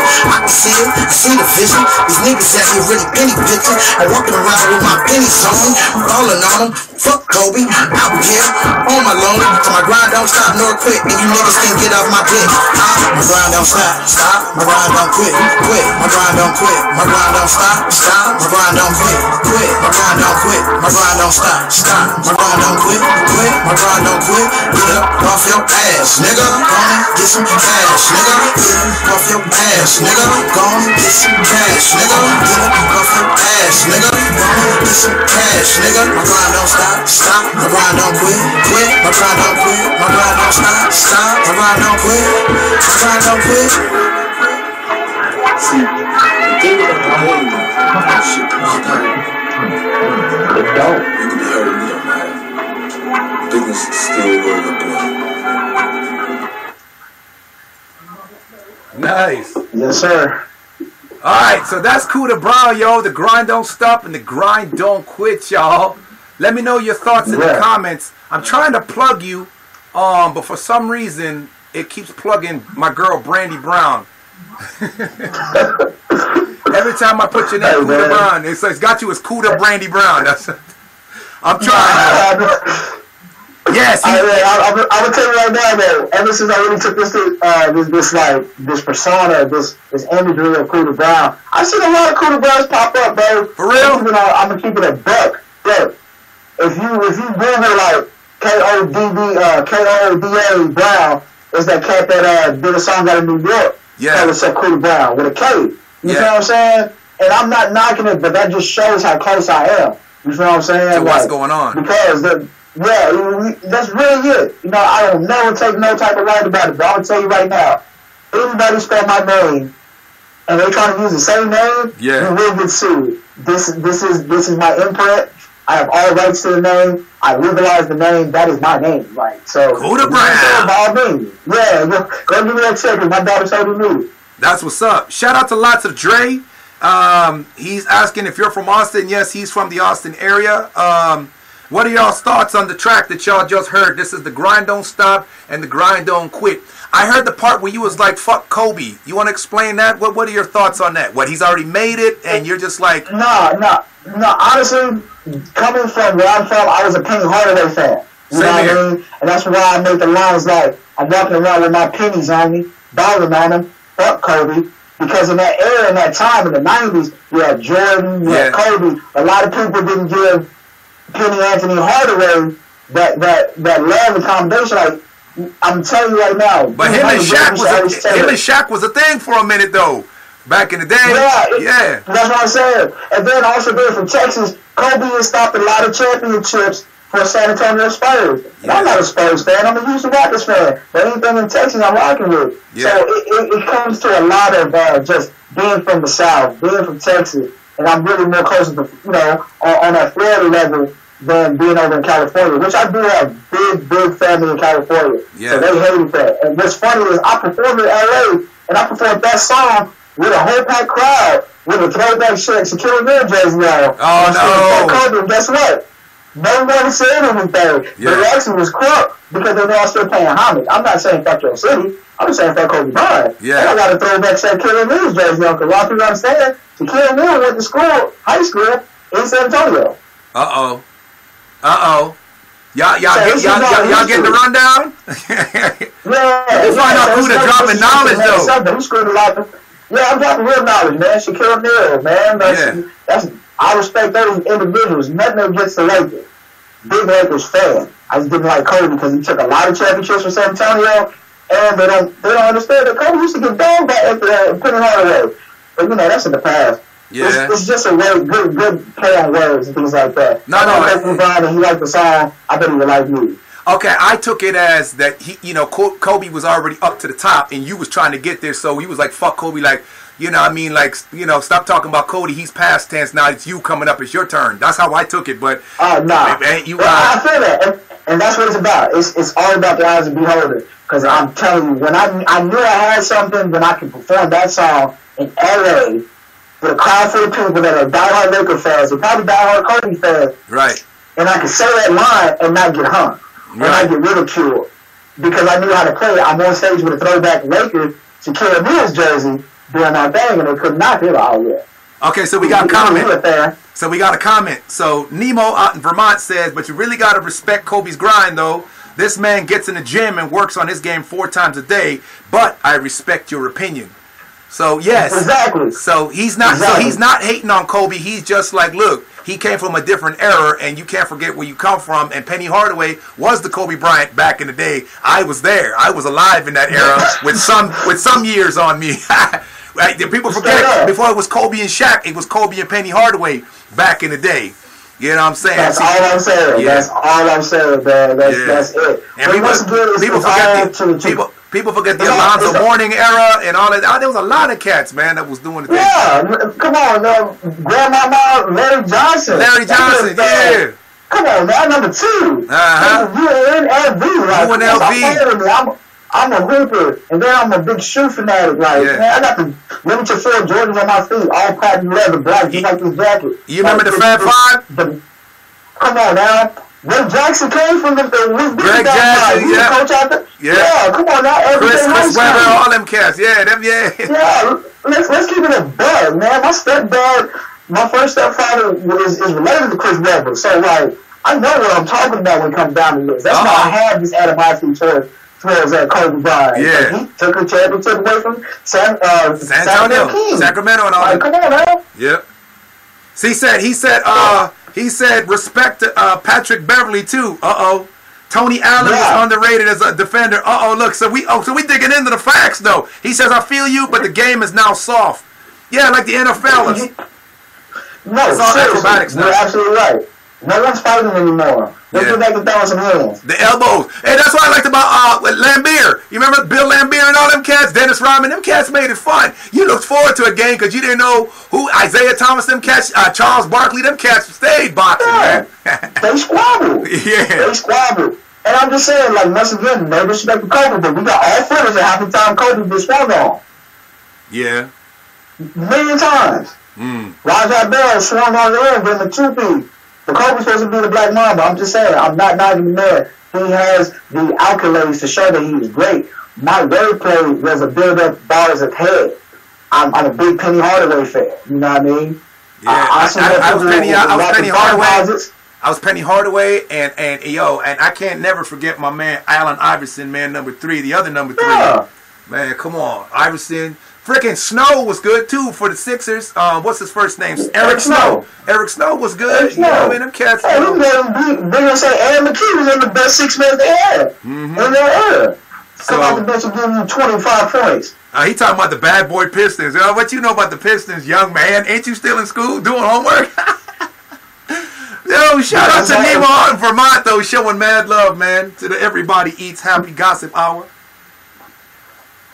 Yeah. It's all love though, like square business. Like y'all see my badge, like I'm still grinding. Got my daughter stick on there to remind me, like, wait a minute, are you at work? For the company. Are you at work? No, I'm not at work. I'm at the crib. I'm at the crib, but I still ain't got, you know what I mean, just relax and stuff like that. Cause hell, I can get a phone call right now and I gotta bounce out. Yeah, if I get booked for a show last minute, I gotta leave. So I was always told, man, keep the boots tied because you never know when it's time to go to war. Well, we came up with. I ain't took out my shoes at all. We came up with if you stay ready, you ain't got to get ready. That was, and then they had a song by Sugar Free. If you stay ready.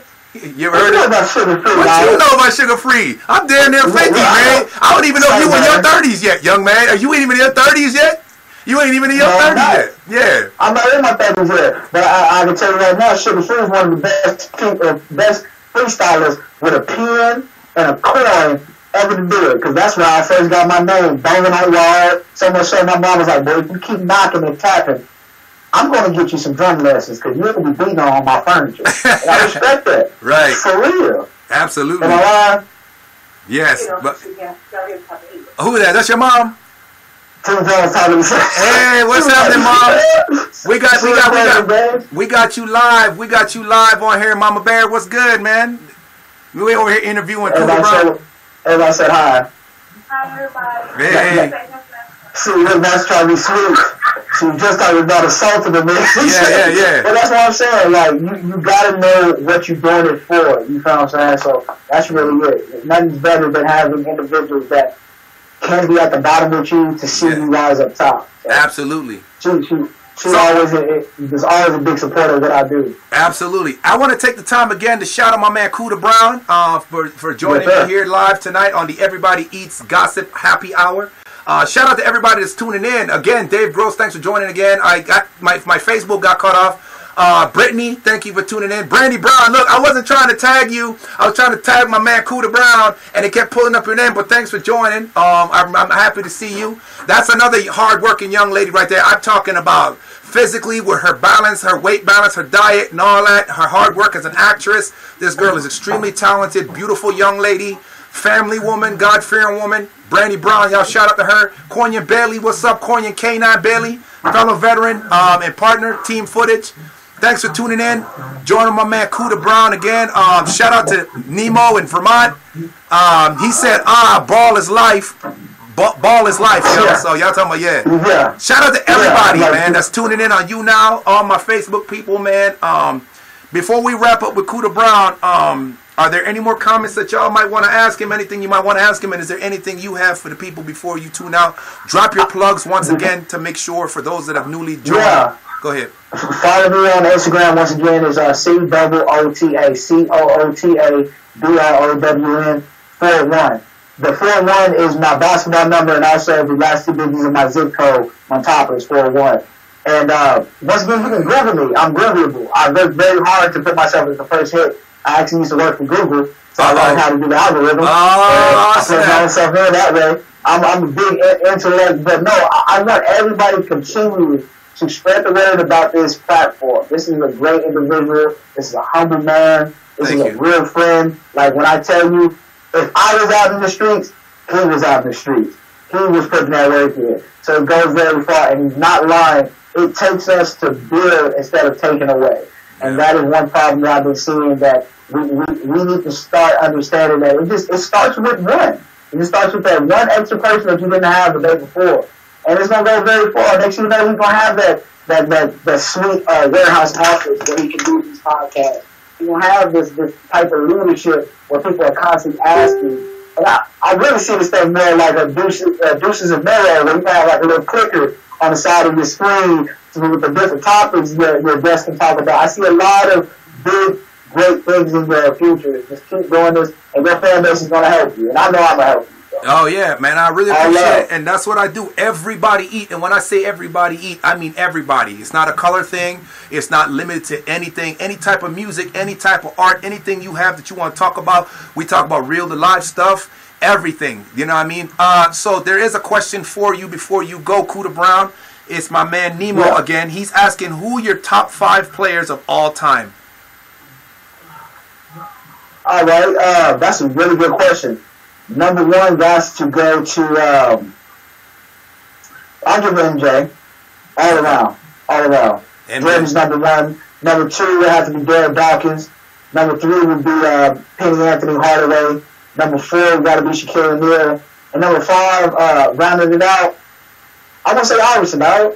Even though he didn't get no championship, because you can't build with no type of heart, and that's one thing he always played. We played with a lot of heart. A lot of these individuals have different traits, physical attributes to make them better, but Iverson wasn't even 6 foot tall. Right. At all. Like, you gotta remember that. A lot of those height things are given 2 or 3 inches. Iverson wasn't really 6 foot tall. That man had a lot of adversity to come out and really be a change for the culture. Right. He brought a lot of hip-hop and a lot of just like pizzazz and being unique. Because there wasn't a lot of people with tattoos back in the day that was hooping. He made that popular. He made big jewelry popular. who made just being yourself and being in hip hop. Like, come on now, think about it. Top 5 that I named, the people that's in there have some of the best shoes ever. Right. Jordan, Iverson. I want to say Shaq because I was broke before. I had the Shaquille O'Neals. No, but you can't leave Kobe out there though. His shoe was sick though. His first sets was sick. The moon boots? No, the first one, the one with the little foot in the bottom, man. That shit was sick. I had a pair of them hoes, man. Back in like '96, them bitches was kicking, fam. I had Iverson. The moon boots. The moon boots. That's what they're called. His first commercial was him playing on the moon. He had them Adidas moon boots, and they were terrible. Nobody would buy them. That's why I went to Nike. I'm just letting you know facts, man. No, real live, man. This has been a pleasure. Yes, sir. I thank all y'all. Continue to support this individual. Not more me, because I'm going to get it out the mud, but I do really appreciate any support that I get from all you viewers. But it goes back to this man and his platform, because it starts now instead of later. He's going to get bandwagoners once he gets hot. But it's the core things that he's going to remember, shouting out your personal names, having these type of interacting conversations. Those are the people that's going to stand and stay in his mind for all we want to look out for. So y'all continue to, support him. And I'm found. You can find me anywhere. Tuesdays, I'm always at Scratch House, 7th Street. Open mics is always on Tuesdays. Holler at me in South by Southwest. I'll be all in the mix. Y'all can randomly scream out my name. I might be like, what's up? Want to take a picture? So it's going down, though. I appreciate the love, bro. Like I said, man, I do this, what I'm saying? It's not about me.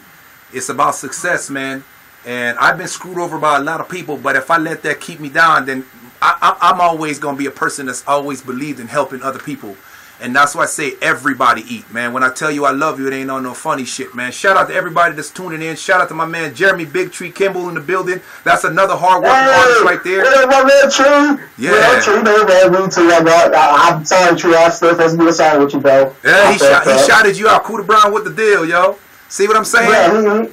Yeah, like I said, those are real live, real people. They know me in and out. Ain't no facade. Big Tree know what it is. Yeah. Shout out my man Aaron Jr. Shout out everybody that's been working with me, because those individuals like Tree always keep trying to reinvent that spark and be like, man, you can. You need to go out there and go do it. So it takes these platforms. It takes you as an individual and everybody else that likes what I do, because it only gets better from here. Shout out to all of them. Shout out to my other nephew, E. Walker.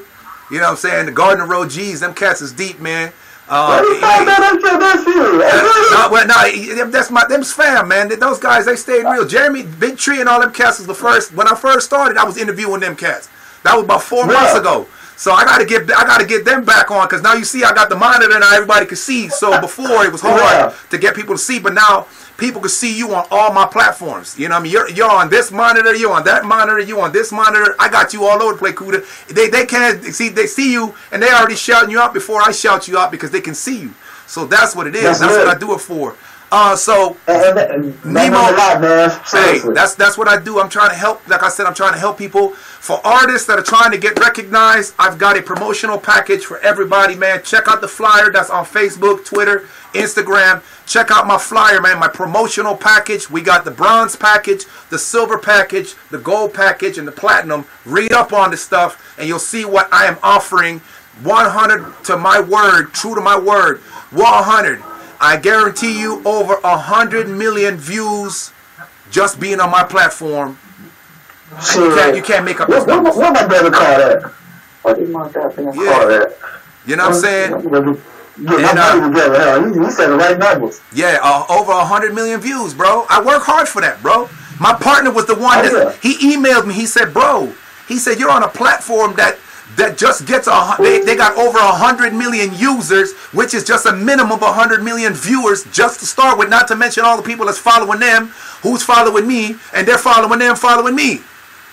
Now you do the math. That's a lot. Yeah, that's a lot. Oh man, free E Walker, man. Hey, I ain't even know, bro. I had no idea, man. Free E Walker, yo. Yeah, man. Hey, free my uncle too, man. Both of my uncles, man. For real. Yeah. The federal and the state. I'm playing these games. I'm trying to do this stuff so when they get out, they can look at me like, damn, you really did it. Like, yeah. I do this. That's why the grind don't stop. That's the first song of the album, dog. don't stop you. You cannot allow that to stop you. And it takes individuals that's freeing, saying free those people, but actually going and making sure those people eat. Commissary on their books and stuff like that. Like I've been really kind of had some anxiety because I waited for my uncle to call for the pen. Because I know he has his calls. I need to make sure he got food on these books. Like, that's real life, man. Keep the books. You keep the books right, man. That's how you show love. You keep them books right, man. You keep them straight on that commissary. Man, you know, people know that life, man. They've been there, you've been there, you know what it is, man. So shout out to them, shout out to your uncle and all them people, man. Free them cats, man. I hope they get out soon, man, and get back to their kids and their families, yo. That's real talk, man. So, ladies and gentlemen, with that, man, that is my man Kuda Brown. Man, Kuda, it's been a long time coming, bro. I've been chasing you down for the longest time, and I really appreciate you. You capping. You capping. Everybody chasing down, dog. I live in the city. But I like to plug here. I'm going to hit you on the packages, and I'm making sure other artists can get that same information, because I'm telling you, there's a lot more of me out there that are looking for the same thing that you're offering. And it's going to work out for you. I see it already. It's going to work out in your favor, sir. Hey, I appreciate that, man. Thank you so much, man. Yo, all the people that have commented on Kuda Brown have been giving him the feedback, bro. That's my man right there. Like I said, we go back by 9 years. You know what I'm saying? So yeah, it's been a long time, bro. It's been a long, like I said, it's been a long time coming. This man he been putting in the grind. He's seen me, and you know what I'm saying? The whole decaying thing. You cats, y'all know. So that's what I'm saying. I know. Yeah, I know, man. I know. So shout out to this cat, man. On the next one, I look forward to having another interview with you. Hopefully not too long, not too far. And I'd like to play your re-up, man, because that was the track I was hoping to get, but I can't be choosy. That song is hot. Y'all would like that song. I'm telling you, that song is hot, man. I see the feedback he got on that song, man. That song is hot. And if I can get 100 million people to just hear that song, like I did the hustle don't stop. What is it? The song the grind don't stop. The grind don't stop. Yeah. I can do that for you. I'm going to do something special, man. We can get that video done, and I'll make sure to get that to you. I appreciate all that good stuff, man. Like, we're going to work out. I wanted to get a better situation. Yes, maybe catch me in the studio, working on some new music and do an interview, and that'd be awesome. Cool. That's what's up. Y'all heard it right here, man. That's Kuda Brown, man. COOTA Brown. You know what I'm saying? Austin's finest, man. Yes, sir. Thank you so much, everybody. Continue to support this man. I cannot stress that enough, because that means more to us artists, because he's an artist as well. He's putting out his art form digitally. Yes. I'm putting out my art form in audio and waves and things like that. It takes people to really just take a chance and listen to it. Just send out these beats. Mass, send them out. Just send it. And allow other people to take that decision from there. Once you do that part, you do what you have to do. Absolutely. That's really what it is. And that's how you're going to get heard. You don't know people love it if you're keeping it on CDs in your house or on thumb drives in your house. Put the shit out there. Let people vibe off it. Let them tell you how they feel. And don't be overcritical and oversensitive. People ain't going to always... Look, there's a lot of cats that didn't rock with Lil Wayne and them cats. But look at these guys. These guys have houses. They houses have houses. You know what I'm saying? So, yeah. My dog got a dog house. Yeah, you know what I'm saying? Right. So, take the chance, man. Take the leap, y'all. If y'all need a platform, like I said, we're offering promotional packages. Use my platform to get what you need. Like I said, check me out on Facebook under Modeja Navarro. You'll see my logo, team footage. Check me out on YouTube, Modeja Navarro. Everything is Modeja Navarro. I'm on Twitter. Either Cruz Ram or Modeja Navarro. You'll see me. Just look up Modeja Navarro and you'll see all my platforms and everything, man. I'm on YouNow, everywhere. Check it out, man. Check out the flyers and get back with me, man. And let's work something out with getting people on these package deals to getting their music out there, getting their brand heard. I was doing it free, but people scanched me, so now I'm charging a little bit, but you're getting what you pay for. So no, exactly. I'm looking for that platinum status, so I'm gonna be paying. Yeah. All right. So I appreciate you, family. We will definitely talk, brother. And I will have you in conversation with my business partner also, Mike Teague, who's our Finesse Entertainment, the management company in Jersey. All right, Red, my boy Red, fuck with him. Red Turner, REDD. Yeah. And Justice. Yeah, Red know about me. And you know Justice, Yeti 21, Yeti 2100. Yeah, they talking. So things are moving around, man. I'm trying to get people heard, man. So Red, Big Mike. Yeah, Big Mike. Yeah. Come on, man. I done put my foot in the city, man. Shit, I met Big Mike when I met you. I met Big Mike when I met you. All at the same time. On the Spider House and everything. On his cane and shit. Yeah. Come on. Yeah, you Red. know what it is. I came a long way from just freestyling in the cypher circle to really being able to be booked to be on showcases. So anything anything I can help with you, I know you'll help me with. Yeah. So please just reach out, man. You got my personal number. Yeah. Once again, everybody continue to support this individual because all he wants to do is make sure everybody eats. Everybody eat, man. So with that, sign off, brother. I will holler at you, man. Yes, bro. Peace yes, out. sir. All right. Peace out.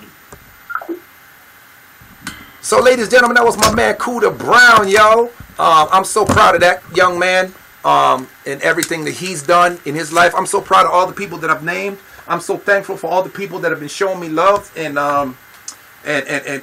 helping my endeavors as I try to help y'all. You know what I mean? Like I said, man, it take money to make money, man. And please believe I'm not in here trying to get rich off of people. I'm just trying to offer a service, and I think that my service is going to help people. I think people are going to bubble off of my service because if I can get everybody to come into one area, it's going to make it a lot easier for people to follow you. If you're scattered all over the place, people they really don't want to look all over the place for you. But if they can find you on one platform, then why not? And that's just my whole take on that. So shout out to Cooter Brown again, man. Shout out to all the people that have tuned in. Shout out to my man Big Tree, Cornian Bailey, Brandy Brown, Brittany. Shout out to, who is that? Dave Gross and all the people that have followed Blake Pendergrass. What does the Fox say? My girl Nikki. LeChuck Strikes Back. My boy Nemo. Who else? Who else is here that I'm used to seeing all the time? And Sardell, what's up? Lots of Dre, thanks for joining. Professor Dre, Chose, what's up? Snowball Bunny, Psycho Bunny, Snowball Psycho Bunny. Willie G, what's good? Angelina 23, that's YouNow Melly Angelina 23. Shout out to all the people. Kia Terrora, I keep trying to get that name right. I'm gonna get it. K Nico, shout out to all the people. Gregor from Space, all the people that have tuned in, man. I hope I've listed. There's so many people to list, but just shout out to each and every one of y'all. And now let's get down to the cookie. The question that my man Venmo was asking. We got Crystal Lake. Shout out to Crystal Lake for tuning in. Let me see if I fanned you. And all the people, okay, I am fanned to you. Make sure y'all fan me. Fan me back. You know what I'm saying? I try to fan each and every one of y'all. I believe I have. So fan me back. So the question that we talked about that my man Venmo out of Nemo out of Vermont was interested in talking about he was talking about the question about if you break up with somebody and they hook up with somebody else after you broke up, do they have the right to be upset with you and check you on that? My answer to that is no. You break up, you forfeit. It's just that simple. Hold on a second. It's that simple, y'all. Just need something to drink to get a little parched. No. Listen, you break up with somebody, you forfeit the relationship. Keenan, what's up, man? What's going on? What's happening, bro? Damn, it's been years since I seen you, man. Or I heard from you, man. How you doing, brother? Thanks for tuning into my Everybody Eats platform, where I help artists of all different kinds, whether a musician or any type of artist. Everybody Eat, man. It's the platform where we're trying to help everybody get heard and eat. Y'all check me out on Facebook. I've got a promotional package flyer going around in circulation. Please feel free to respond and find out how to get on board with that. Okay. So I was hoping that I could post it on these in the comments, but I cannot post them in the comments, so that sucks. But anyway, to answer the question, my question was if you have the right to check your partner on whether whether or not it's cool if they hooked up with somebody after you broke up, and I say no. You break up with somebody, you kick them to the curb, you forfeit. You don't. That's no longer your. They're no longer your problem. So there's a lot of people that tend to break up with other people, and then they want to get. They find themselves want to get mad and be like, I can't believe you hooked up. Now here's the thing. There is a little gray area in that, and that's where some people they're just not feeling each other right now. I just got a lot on my plate. Being in a relationship is taxing. I just need just a minute to catch my breath, get my hair together, get my shit together. You know what I'm saying? Fine. But if you take a break I guess that's where I'm going. We're taking a break. And say you're like, yeah, man, I just need to take a break. I need to just pull things back and get my shit back. You know what I'm saying? Get my shit together. If your partner goes out and bangs the first thing he or she sees, then there's your answer right there. Now you know what kind of person you're fucking with. So there's that. But I'm not talking about that. I'm talking about you just flat out dumped your partner. You was like, yo, I'm done. I can't deal. I just can't, whatever, man. I've got it. I just can't do it. Then, if the person goes and hooks up with somebody else because you don't have time for them, they found somebody else that does have time for them, then you don't have the right to you don't get to tell them what to do. So I hope that answers that question. So Nemo, where you at? You still with us? What are your thoughts?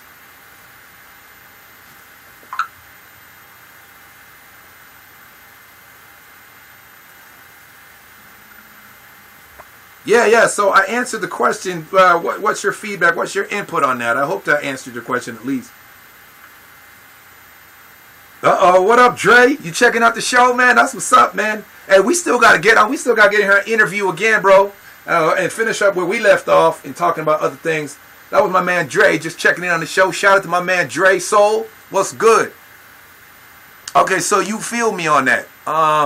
Do you think that if your girlfriend kicked you to the curb and you hooked up with another girl, do you think that she has the right say, and then you guys get back together? You just decided that you still cared about each other. You got back together.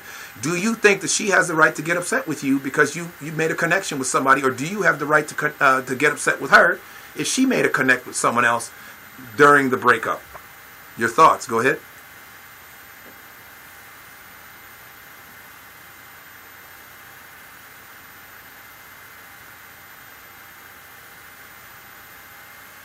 And anybody feel free to chime in on that. Ladies, let me hear from y'all. What's goody? What do you think? Do you think it's cool? Huh? Do you think that they have the right to get upset if they broke up with you and kicked you to the curb? Does anybody have that right? What are y'all's thoughts? Feel free to drop the comments in there and drop your comments in below. Let me know what you think and what you feel. I want to hear from y'all's point of view what's going on with all this.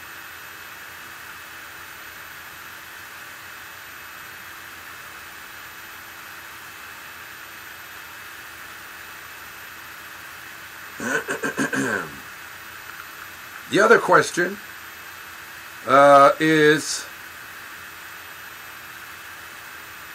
if they hooked up right away after the breakup. I'll get to that in a second. Let's see. So Nemo says, so my girl broke up with me 2 months after a 5 years relationship. I'm focusing on myself now. I think hooking up is not the right distraction. Okay, so that's different. You're trying to get your life together, and so you're not really worried about that. So no, there's nothing wrong with that. I think that's cool. That's what's up. I'm just saying, if you were to hook up with someone else, and let's say your ex-girlfriend decides, listen, I may have been a little rash. I may have moved a little bit more quickly than I should have, without really without really thinking it through. I'd like to work things back out with you. And then she finds out that during the separation, you had made a connection with someone else. And she gets mad. Does she have that right to get mad at you? So that's the question. What are your thoughts on that? Then the other question I asked is, well, how soon, as I was saying, how soon after the breakup? Listen, I don't know. I think if you break up, and I mean, I might be guilty of that. I think I've broken up with a girlfriend, and to kind of fill in that void, I went to the bar and tried to hook up with somebody like right away. I've done that, I think, once or twice before. I think it depends on you and how you deal with it, because it is a type of grief. You break up with somebody. Guys act macho, but come on, we're hurting. You know what I mean? And welcome, Telephazen, or Telepathzen, Telepathzen. I hope I said that right. Welcome to the Everybody Eat Happy Gossip Hour. We're talking about, does somebody have the right to be mad at you if they kick you to the curb, and during the breakup you hooked up with someone else? Do they have the right to kick up? Okay, I'm good. I've been reading, going to the gym, focusing on work and school. Yes, that's good for you, my friend. That's what's up. So So being with someone else right now was just being a chore. It's just a chore. You got to look after them. You got to worry about all that. Worry about making sure they're all right. And yeah. So right now you're good. You're just doing you, and you're happy in your skin. That's good for you. Good for you. That's what's up. To answer the other question about how soon after the breakup, like I was saying, I think that it depends on you. I guess how you deal with that stress, that grief, that heartbreak or heartache or whatever you want to call it.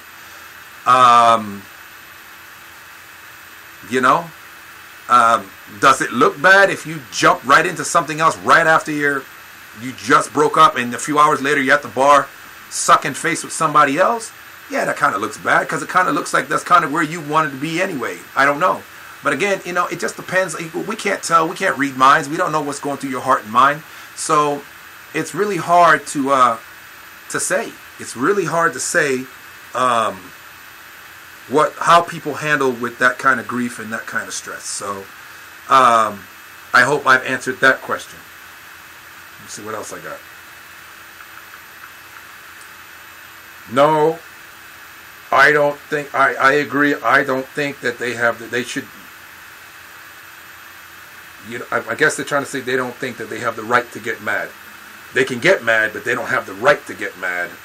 I guess I kind of see where you're going with that. Yeah. No. Yeah. You have the right. You can get mad, but you don't have the right to be mad at me because I hooked up. You could have your feelings hurt, but see, that kind of goes with the territory. That's kind of what you get if you're breaking up with people and you're not serious. You don't mean what you say, and you're not saying what you mean.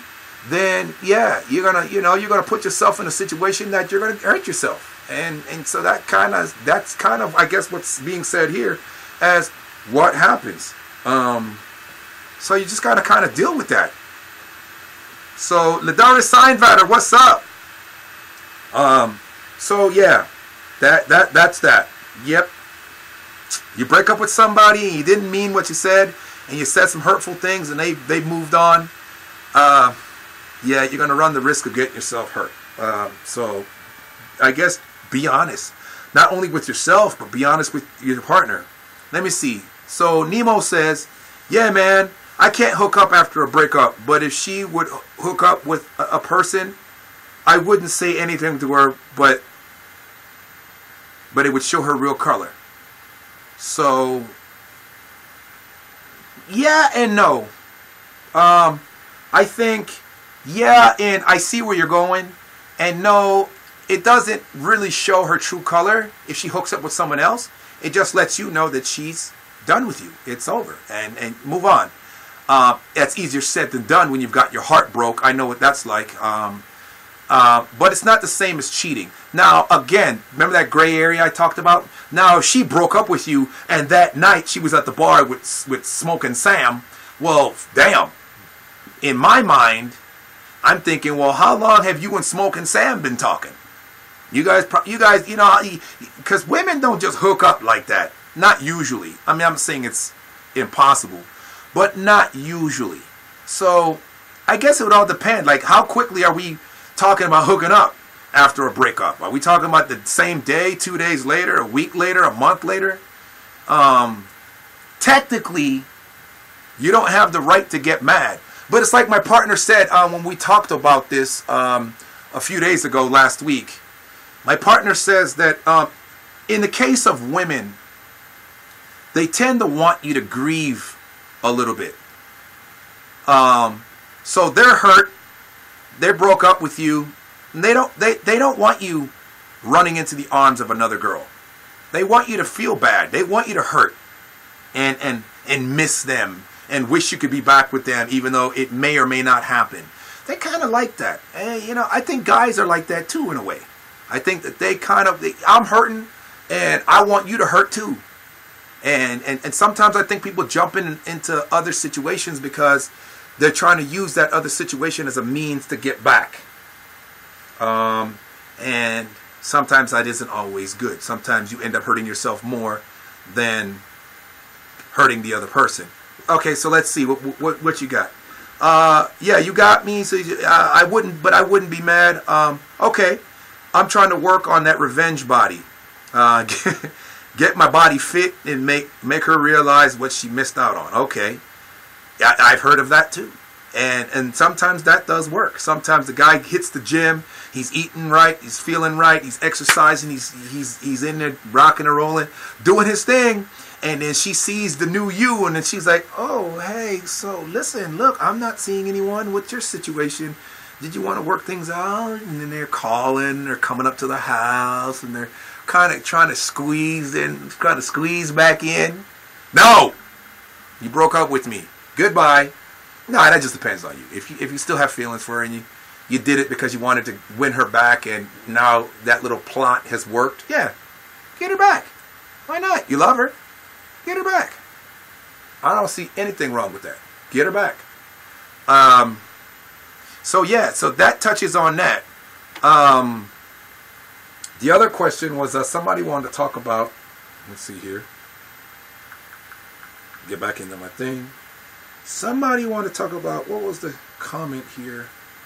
Oh, the controlling stuff. Listen, look.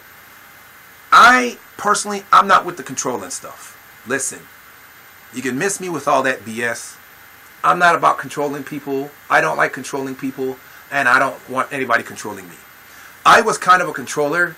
I didn't realize I was a controller. People used to tell me I was a controller. I used to get mad. We'd argue because I didn't understand what they were talking about. But now I understand what people are talking about. Like, I micromanaged people in a way. I was controlling like that. Like, I let people kind of live their lives, but not really. So for example, it's kind of hard to explain, but I guess I'll try. So when I see you going through a thing, and I want the best for you, I always wanted the best for people so badly that I would try to take over their lives in trying to make sure, in ensuring that they would get there. But I had to understand, first of all, they're going to get there, but they need to get there on their own and on their own time. And I will get frustrated because you're not getting there on my time. I want you there now. I want you to push, and I want to see you pushing. And I didn't realize that that's controlling. You understand what I'm saying? I appreciate you, Frat Astro Life Magic. Thanks for becoming a fan. So I was controlling like that, and I would get mad when people were like, "You're controlling," because I didn't see it. So I get it. I learned how I was hurting people, and I realized, listen, man, this isn't me, and I'm not trying to control people. I'm not interested in all that. So, with the controlling stuff's up. Some people, they function like that. Some people, being controlled by their partners, that's a thing. That's a way for feeling like they're loved. I've had girlfriends that would pick fights just to get a rise out of me, because arguing with me and me screaming at them was reassurance for them that I love them. Listen, that's too toxic for me. My blood pressure got to be high. I got to be at risk for stroke and heart attack so you can feel loved. Yeah, I don't know that that's an even trade for me. I don't know what that... Oh, yeah, so you feel that, how, Frat Astro? I'm going to call you Magic because it almost sounds like I'm calling you Fat Astro. So I'm going to call you Magic. Is that cool? Yeah, you understand what I'm talking about? Arguing and screaming, a screaming contest, and all they want's a hug. Then just ask for a flipping hug. You don't hug me anymore. I hug you. It's just that I'm doing something, and then every time I'm in the middle of something, that's when you need your hug. But when I'm not doing nothing, you don't bother with me. See, and that's those games. Astro is your name? All right, we'll call you Astro, my friend. Appreciate you, man, and I really appreciate the feedback. So, ladies and gentlemen, shout out to my man Astro on here on YouNow, man. He says that that's a daily thing with him. So it's the old screaming contest, huh? Just so that your wife or your partner can feel like they're loved. Listen, I'm okay with that. Thank you. It's a lot easier being sad for being single than being sad because and unhealthy because you need me to be way up to here so that you can feel loved. Nah, I'm good. So what'd you say? I'm just part of the Magic family. Got you. And yeah, 8 years with a 4-year-old. I'm 12 years with a 5 and a 13. The 13-year-old came with the package. So I'm dealing with the hormones And then I've got my situation with my partner and just bleh. So I love her, man. I ain't got nothing negative to say about it. But, you know, like I said, man, you know, women are a tricky creature. Judas Mundo Rock, what's good, man? Appreciate you for joining. So I know, I feel you on that, man. It's never an easy thing, you know what I'm saying, to deal with. But with the control stuff, yeah, nah, I'm good. I'm not good with the leash around each other's necks, so you can keep tabs on me and all that. Nah, and if I do that, I'll just go get me a dog. I think it's a lot easier. I don't want to be anybody's pet, and you're not my pet. I don't want to be anybody's slave and boy servant. I'm not into that either. Unless we're role playing or we're doing some freaky deaky, like Will Smith always says in my Will Smith voice, some freaky deaky, you know, then yeah.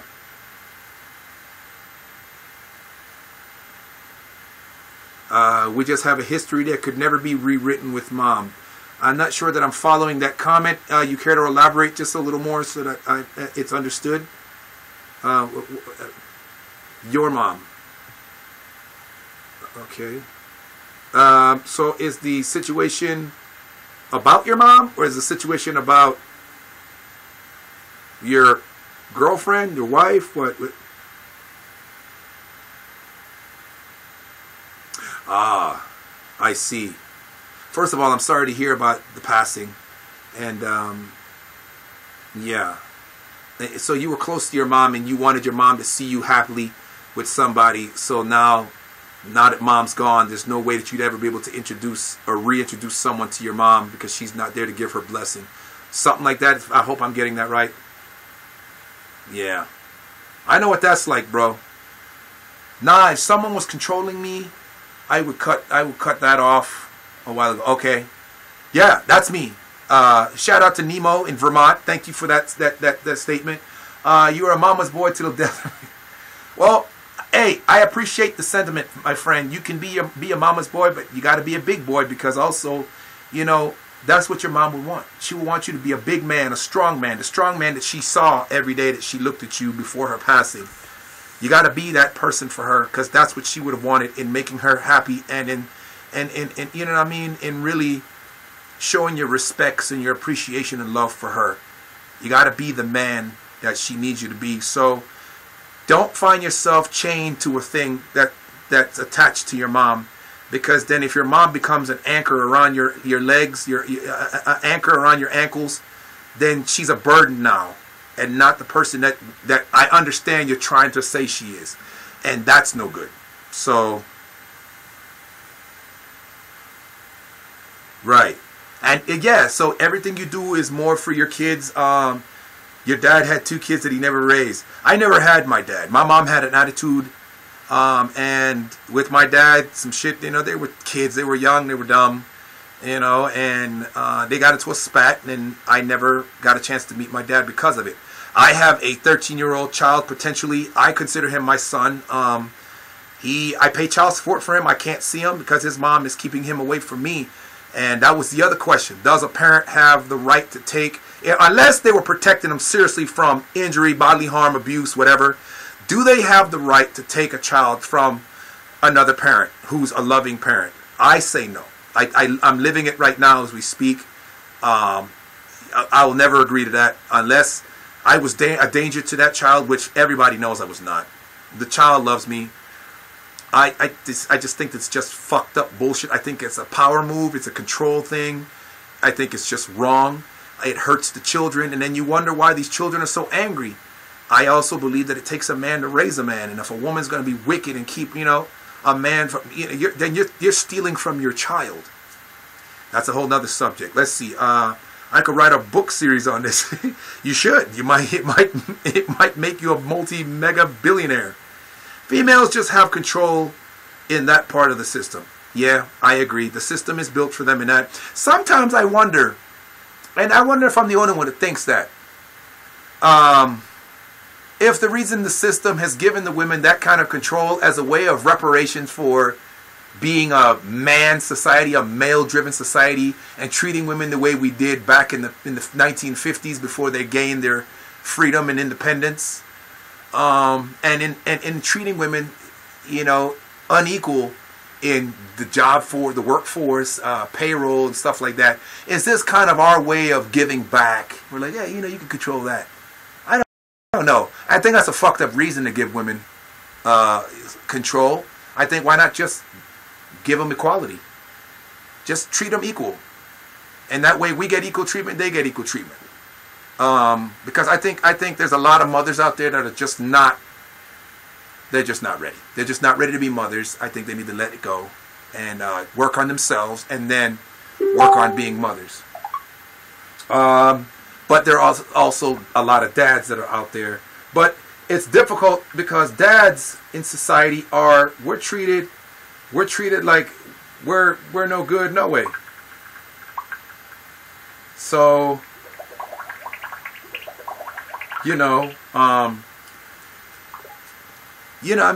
society treats us like we're not supposed to be there anyway. There's money in the broken home and not money in a strong home or a strong family setting. So that's kind of sad. But let's see what else we got. What other questions we got? I'm going to take, this is going to be the last question, and then that wraps up the Everybody Eats Happy Hour show. And I hope to see you guys tomorrow, 7 p.m. Central Standard Time, which is 8 p.m. East Coast Time and 5 p.m. Pacific Time. Let's see. The last question. Okay, well, first, let's see. We got from Astro, males are more prone to leave, and that's not always the case. But an idiot works on a sales floor every day for no reason. LOL, just an example. Okay. Thank you, Astro. I appreciate that. The last question that I'm going to ask for today is, okay, it's a statement that yes, women tend to use children as tools for weaponry in a situation. I'm going to say I agree because I've been through it. I'm not going to say that all women are like that, but I'm going to say that there are a lot of women that are out there. It's an object for revenge, and it is a control tactic. I'm going to use, I can't have what I want, so you can't have what you want, and I'm going to use this child to hurt you the best way I can. That is the most effed up thing. F you and any woman that thinks like that. We will never agree on that. You're fucked up. You're trifling. You're scandalous for that. You're just a low down scum piece of shit. A child should not have to suffer because you can't let go of their daddy. I mean, what's wrong with just being real and just calling dude and say, look, man, I screwed up, or whatever. Let's work it out. Let's try to bring it back together. I want to be a family again. At least try. And if the damage is done, sometimes you guys push a situation so far away that it's to the point of no return. It's too late. And there's no mending that. There's no coming back from that. You just have to move on and get over it. And understand you can't treat people certain kinds of way and then think that you can just, And it's not fair, it's not right, it's not just, it's fucked up.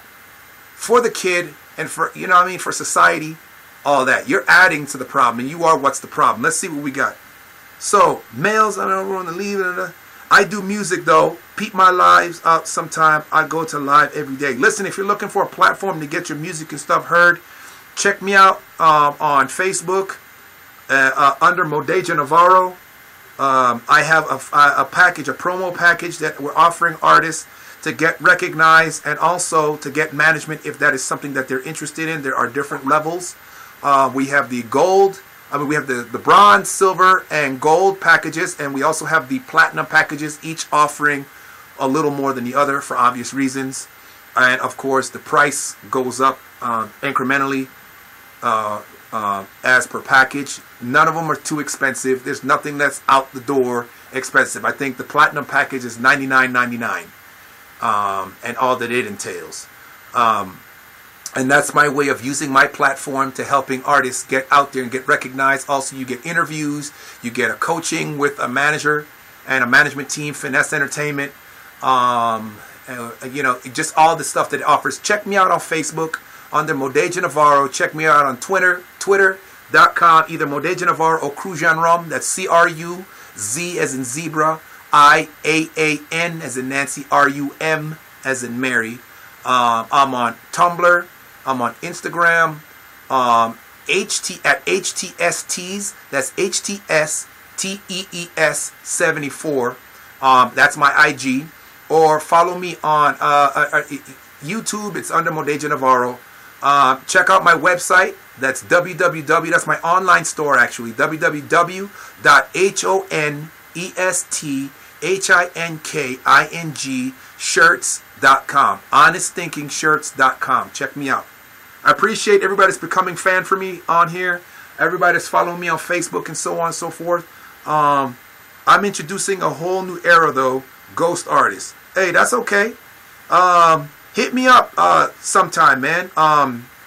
You can text me at 512-905-1161. Text me and let's link up. Let's talk about getting you heard. I'll interview you right here live and put you in front of over 100 million people and let them hear what the heck you got to say. Let them hear what you're talking about. So hit me up and let's bring this together. So that does it for the Everybody Eats. Okay, so the number is 512-905-1161. Text me so I know who you are, because if you call me, it'll come up as spam if I don't recognize the number, because all my contacts are registered, so they'll come up. If I don't know them, it comes up as spam, or it comes up as what is it? Sketchy something or other. I forget what the other word. It's an S word. I forget just right off. But so I usually don't answer those because this is the hotline number, and I'm always being solicited from other companies and businesses, or people telling me I owe them money that I've never heard of before. And so do text me. Again, the number is 512-905-1161, and text me. Yeah, just let me know, just Astro, and I'll know who you are, and we'll talk about it. So, yo, I just want to take this time again to say that I'm so honored that in the 4 months I've grown such a following in just 4 months, y'all. The Everybody Eats platform, that's Everybody Eats. When I tell you that I love you, it ain't on no funny shit. It means that I see you, I recognize your struggle, I recognize your movement, I understand your hustle from one artist to the next. It doesn't matter what your art is, whether it's music, painting, hobbies, photography, graphic design, digital design, any of that stuff, whatever it is, being a DJ, whatever. If you want to just come on here and talk about real to life shit like we've been talking about, relationship stuff, religious stuff, racism, if you want to talk about military stuff, I'm a veteran myself of the United States Navy. I served in Desert Storm, Desert Shield in the early 90s when Clinton and the old Bush was going out and Clinton was coming in. Listen, I really appreciate y'all and everybody that takes your time. I can't stress enough how much I appreciate you guys paying me with your time. And this is my way to give back to everybody. Follow me on Facebook, Modeja Navarro. Check me out. Look me up. You'll see my logo. It says Team Footage. That is my photography and videography company. Check me out. Check out the flyer that's on there. Do buy a package. Get a package and get your brand heard. Pay for the service. It's worth it. Get your stuff out there. What do we got here? Bless up. Good night from BTG. That's your label. I got you, man. Hey, Nemo, thank you so much, man. I hope to see you guys tomorrow, 7 p.m. my time, Central Standard Time. That's 5 p.m. California or Pacific Time, and 8 o'clock East Coast Time. Thank you so much, man. Again, when I say I love you, it ain't on no bullshit. It ain't on nothing funny. I do love you guys. I love each and every one of you. You love me back. Thank you so much. I'll see you guys on the next one. Salute. All right.